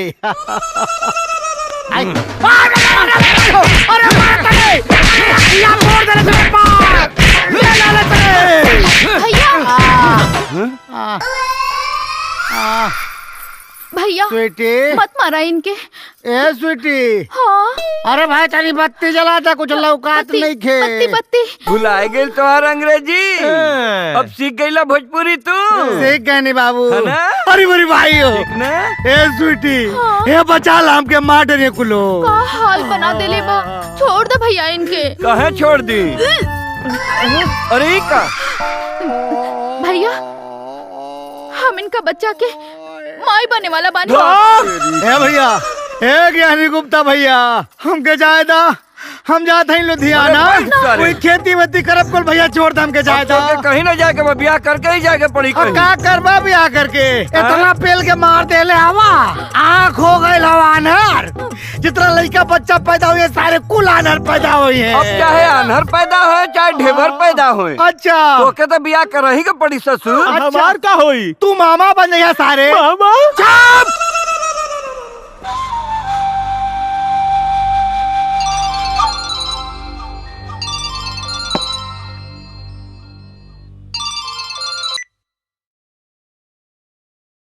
भाई कई लेकिन आगल बाड़ी, काल उन्हन के दुबई भेजे के बा। एक लड़की तक कमाले बिया, कैसा वहाँ से निकले के व्यवस्था करा, रात रंगीन हो जाई भाई। चल चल रख, ठीक बा, हम बताओ तनी। आई आई भाई। भाईजान 4 घंटा खातिर जेल से बाहर निकल कर व्यवस्था करी ना। पगला गल बड़े, कुछ ऊपर नीचे हो गए तो सारा प्लान गड़बड़ा जाई। भाईजान, भाईजान प्लीज, सिर्फ 4 घंटा खातिर, 4 घंटा बाद हम खुद वापस आ जाए, कुछ ना हुई। भाईजान जेल में मन एकदम औजी आ गइल बा, प्लीज भाई। ना मन बे। अच्छा ठीक बजो, लेकिन जल्दी आ जाइए। ठीक बा भाईजान, ठीक बा। ए जेलर,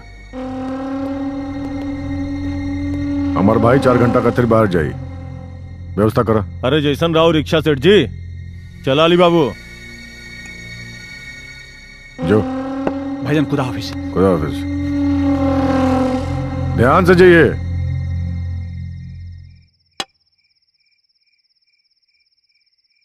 तू कल चली जाएगी तो मैं क्या करूँगा?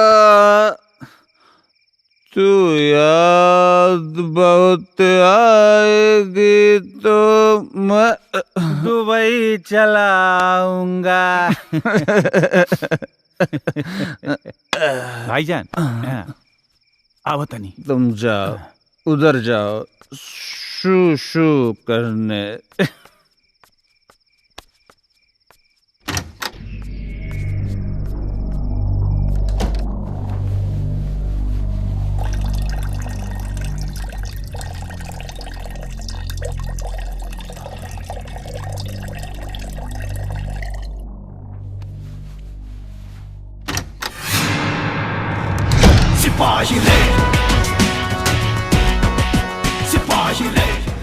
हमरा भतीजा के पानी में डूबेले रहले ना थे। आज तोरा के तोरे मौत में डुबाए ताकि तोर आत्मा घिना के तोर शरीर छोड़ दे।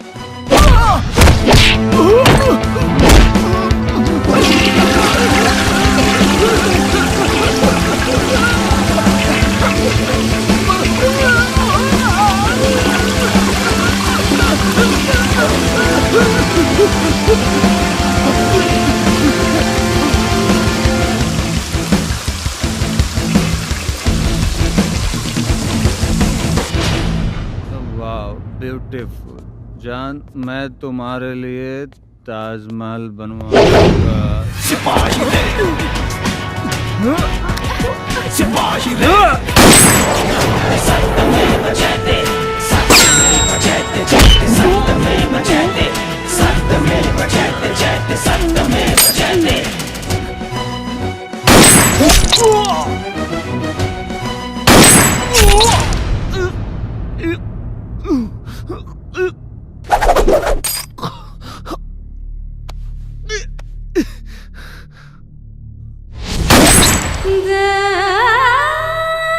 मार मत, मार मत, मरिए मत। मरे से पहले तोरा के नपुंसक बनाई ताकि गलती से भी धरती पे दोबारा जन्म लेबे तो नपुंसक बन के पैदा होबे।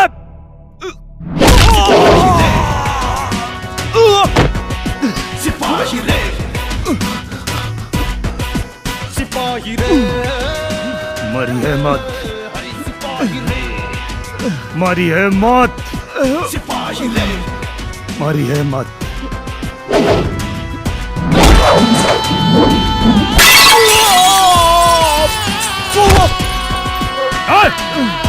उठ, उठ, तानी मार मत, मार मत।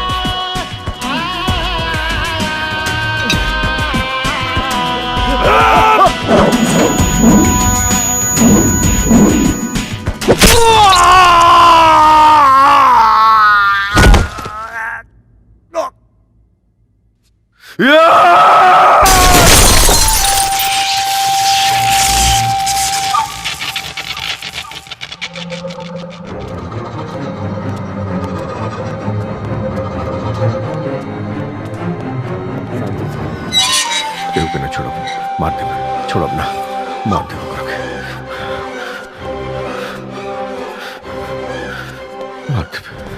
अंबर सेट पर का जरूरत रहा अली की जेल से बाहर भेजला के? कौनो काम करे से पहले एक बार पूछ तो ले होती। अरे जवाब देत मुश्किल होता, कैदी जेल से बाहर गई कैसे? अरे मार बात सुना तब ना। अबे भाई को गोली मार दे रे। वही दिन तो काबिल रही, लेकिन तू रोक ले के। बाबर सेठ, देखा वीडियो बहुत वायरल हो चुकल बा।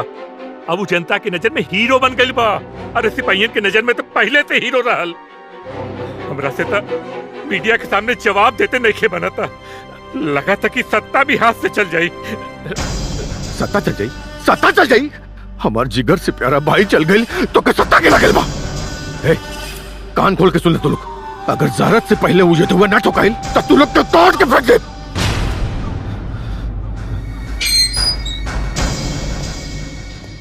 हाँ बोल। रउआ से कुछ बात करे के रहल। हाँ बोल।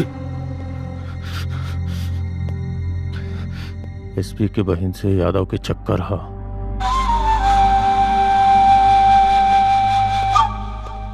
करे गद्दार नमक हराम, तोरे बहन का चक्कर बाऊ यादव से और तू हमें आज तक न बतौले। हम खुद शर्म से डूब गए बानी। यादव के खून से हमारी इज्जत वापस आई। अरे एक नंबर के बेवकूफ बाड़ू तू, एक नंबर के बेवकूफ।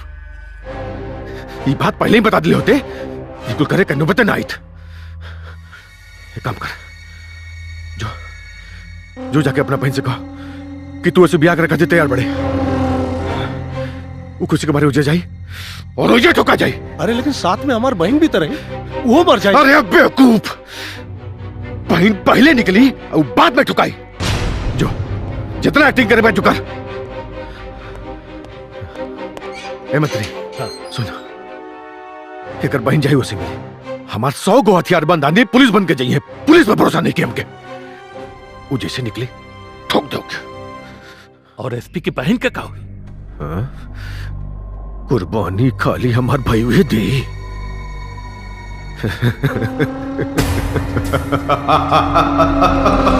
सर बस जेल तक पहुंचने का रास्ता मिल जाता। मिल जाएगा यादव।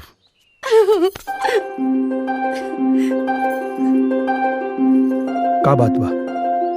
बहुत खुश लगा तारू। बात ही इतनी खुशी की है। भैया को अपनी गलती का एहसास हो गया है और वो हमारी शादी के लिए राजी हो गए हैं।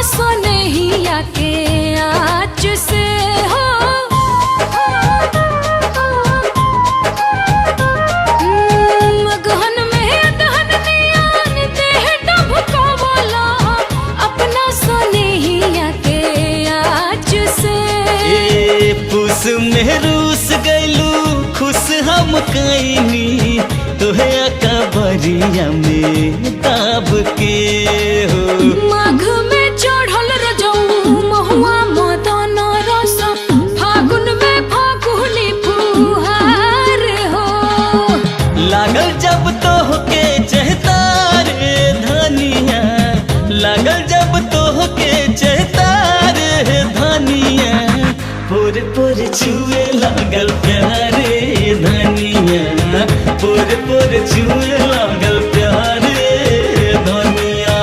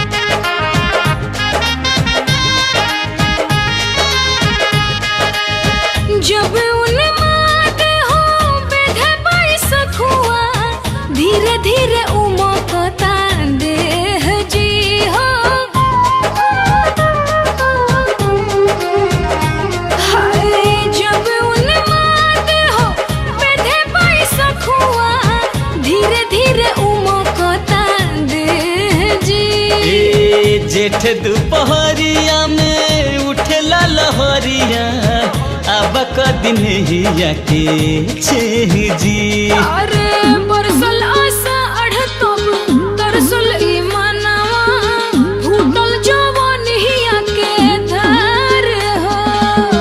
12 महीना जान मारे धनिया 12 महीना जान मारे धनिया पुर पुर चुए लागल प्यारे धनिया पुर पुर चुए लागल प्यारे धनिया।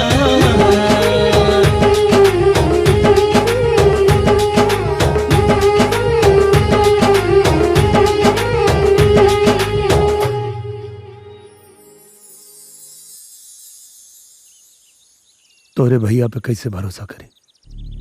कर लो भरोसा। भैया ने तो ये तक कहा है कि वो कोर्ट में तुम्हारी तरफ से बयान देंगे।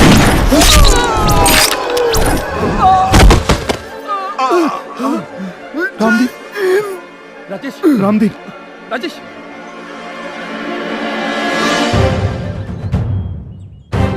चारों तरफ से घेर लो।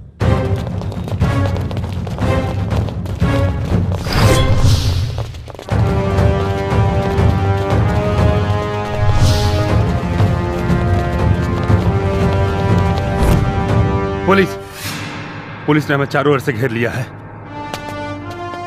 तुम्हारे भैया धोखा दे रहे। अब लागत अब मिशन पूरा ना हुई। मिशन पूरा होगा, मिशन पूरा होगा यादव, तुम चिंता मत करो। मैं इनको सामने से चकमा देता हूं, तुम लोग पीछे से निकल जाओ। अरे सर, ये तो मौत के मुंह में कूदना होगा। आप कूदना पड़े या कुछ भी करना पड़े, इसके अलावा और कोई दूसरा रास्ता नहीं है हमारे पास। चलो चलो आ जाओ। लड़े के बाटे धर्म युद्ध कर विशाल गर्जना मिटी भले ही जिंदगी मिटी कबोई फर्ज ना। लड़े के बाटे धर्म युद्ध कर विशाल गर्जना मिटी भले ही जिंदगी मिटी कबोई फर्ज ना। देश प्रेम देखे नहीं अपना पराया, जो भी हम गद्दार सबके कर दे सफाया। बन के सियाही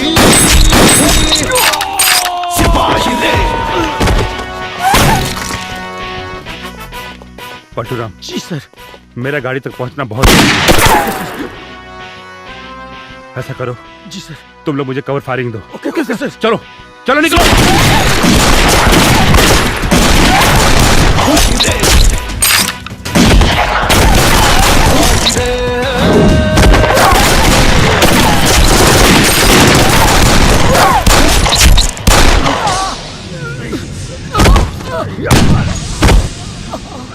कटवालू पलटू जय साहब। जय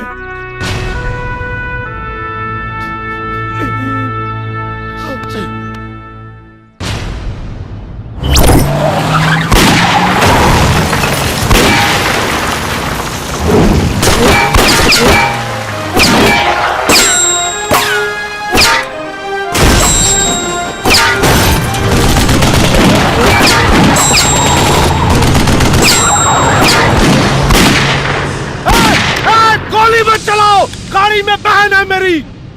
बब्बर सेठ ने कहा है सबको उड़ा दो। पागल हो गया बब्बर सेठ। चलो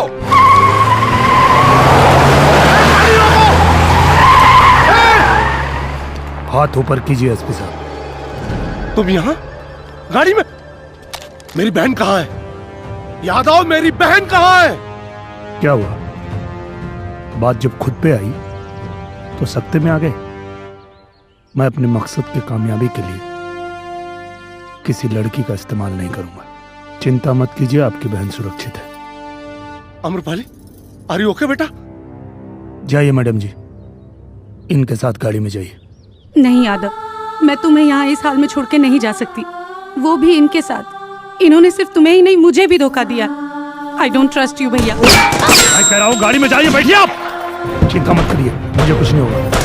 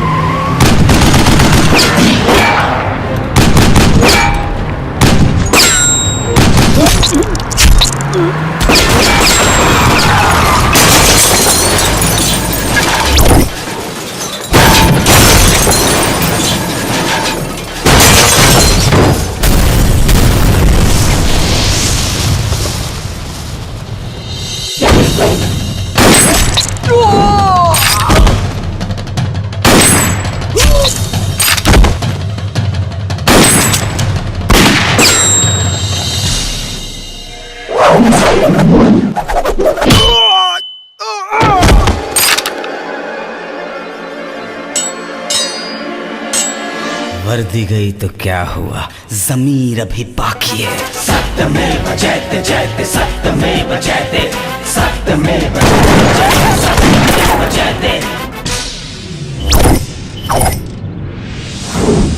सिपाही रे सिपाही रे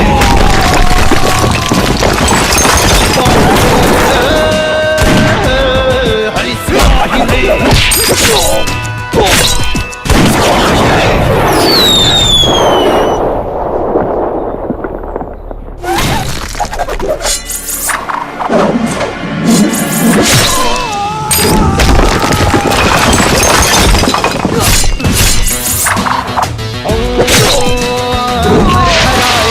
भीजे शेर ईद दे, पलक झपकते दुष्ट जन के खेल सब बिगाड़ दे। तीन रंग वाला सर पे जब कफन की मोड़ दे, महाभारती के लाल रूप के मोड़ दे। सामने दिखेला के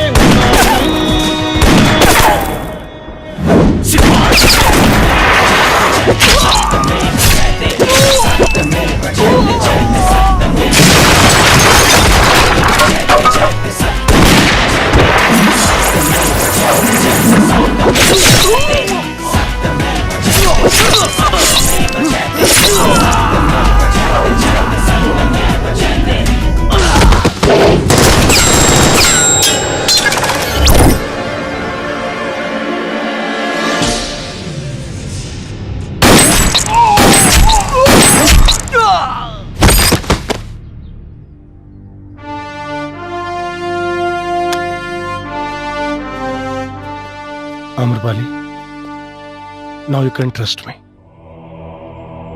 यादव, गलती तो हुई है मुझसे, बहुत बड़ी गलती हुई है, और अगर गलती मुझसे हुई है तो इसका प्रायश्चित भी मैं ही करूंगा।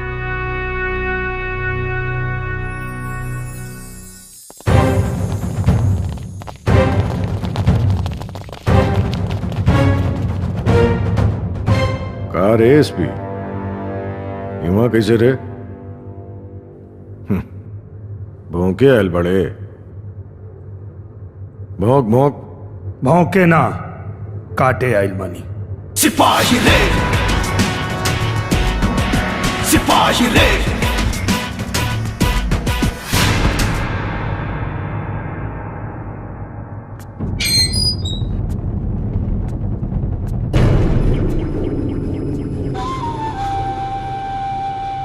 बासी रोटी और गरम खून के नाश्ता हमरा बड़ निकला गेला। कसम खुदा की यादा, तो एजा आके हमार नाश्ता बन गईले। तोरा के नाश्ता नसीब होई कि ना इतने के पता, लेकिन आज कुत्तन के भर पेट भोजन जरूर मिली।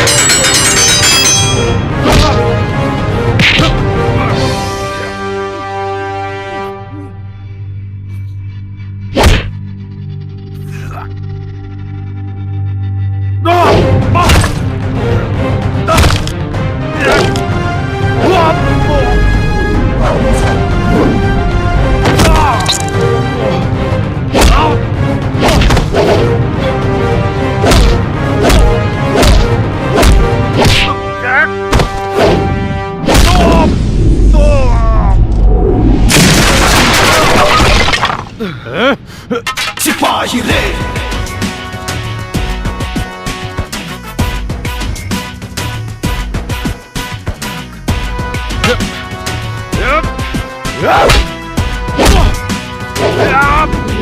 सिपाही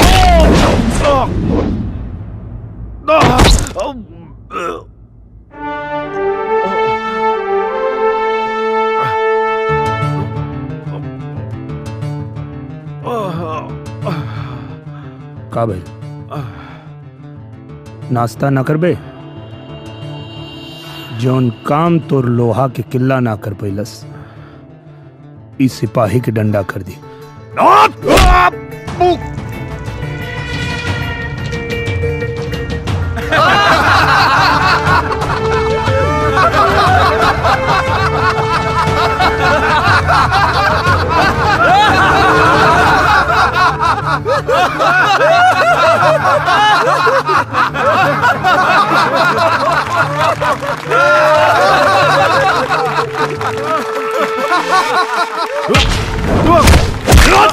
देख आ गई ले देश के कर्णधार अपने ईमान धर्म के तोरा पास गिरवी रख के यहाँ आइल बाणे आजादी के जश्न मनावे।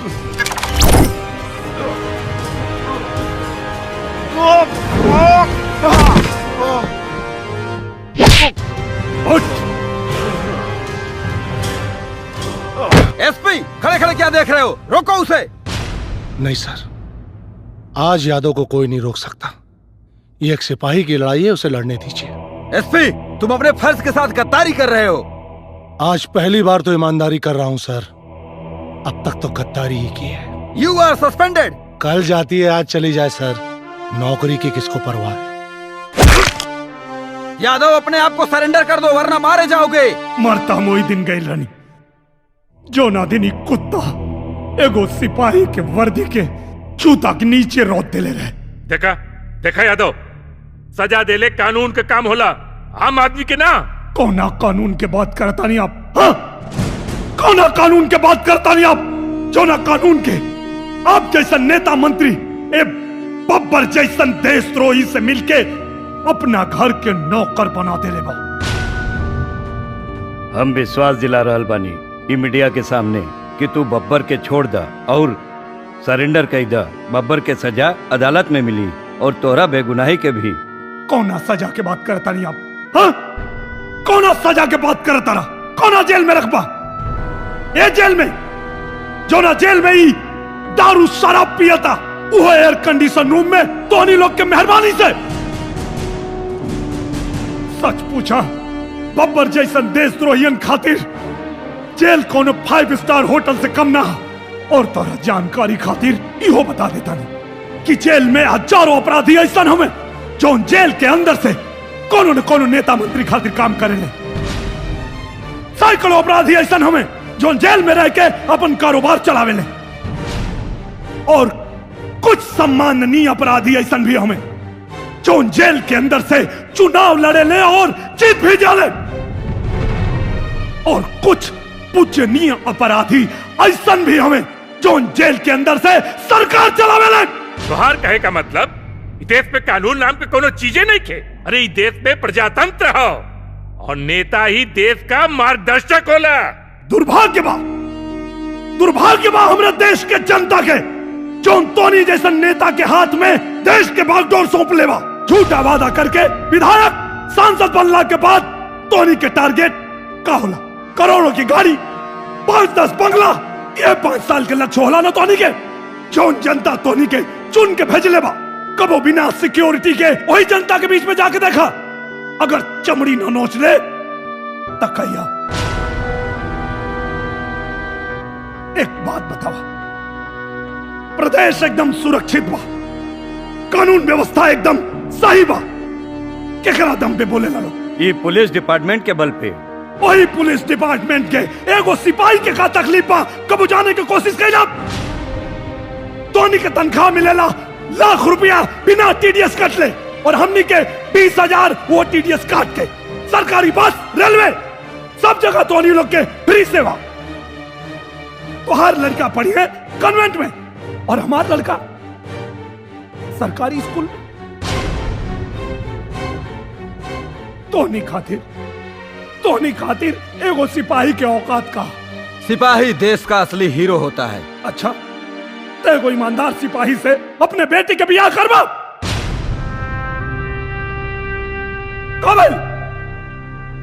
चुप कहे हो गए लोग? ओकरा खातिर तो तू लोग IAS PCS कोनो नेता मंत्री के खानदान ढूंढे ला लोग। अरे सच बात तई है कि तोनी लोग के नजर में एगो सिपाही के औकात नौकर से ज्यादा नहीं है, लेकिन हमनी के ये वर्दी तोहरा बेटा के स्कूल छोड़े खातिर नहीं के पहन ले। तोहरा घर में पार्टी हुई तो वहां मेहमान के स्वागत करे खातिर नहीं के पहन ले। आज बताई हम कि एगो सिपाही के औकात का होला। देखा यादव, तोरा से एके गो बिनती बा, तू बब्बर जैसन अपराधी के मार के गुनाह मत कर। आज तई गुनाह करब ही गुनाह, काहे कि अगर आज हम भी गुनाह ना करब तो ये हरामी पता ना और कितना गुनाह करी, पता ना और कितना परिवार के बर्बाद करी। आज तो हम ही गुनाह कर, काहे कि उतनी दूर नहीं खे जब एक जैसन कतली ई देश चलई है, और ही हम ओखे ना दे हिंदुस्तान के कतली ना चलई है। यादव,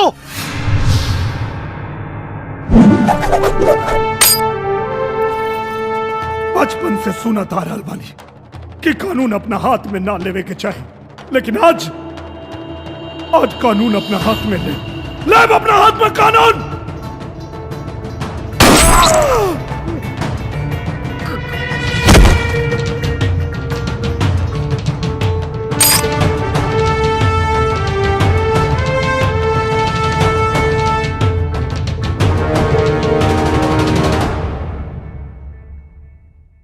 भारत माता की जय। सिपाही सत्यमेव जयते जयते सत्यमेव जयते सिपाही सत्यमेव जयते जयते सत्यमेव जयते सिपाही जयते जयते सत्यमेव जयते सिपाही सत्यमेव जयते जयते सत्यमेव जयते।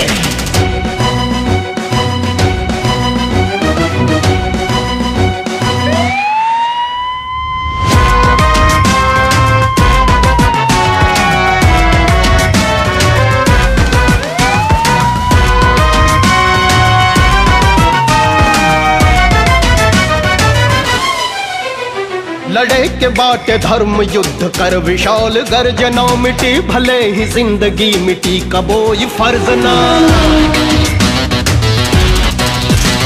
लड़े के बाटे धर्म युद्ध कर विशाल गर्जना मिटी भले ही जिंदगी मिटी कबोई फर्ज ना। देश प्रेम देखे नहीं अपना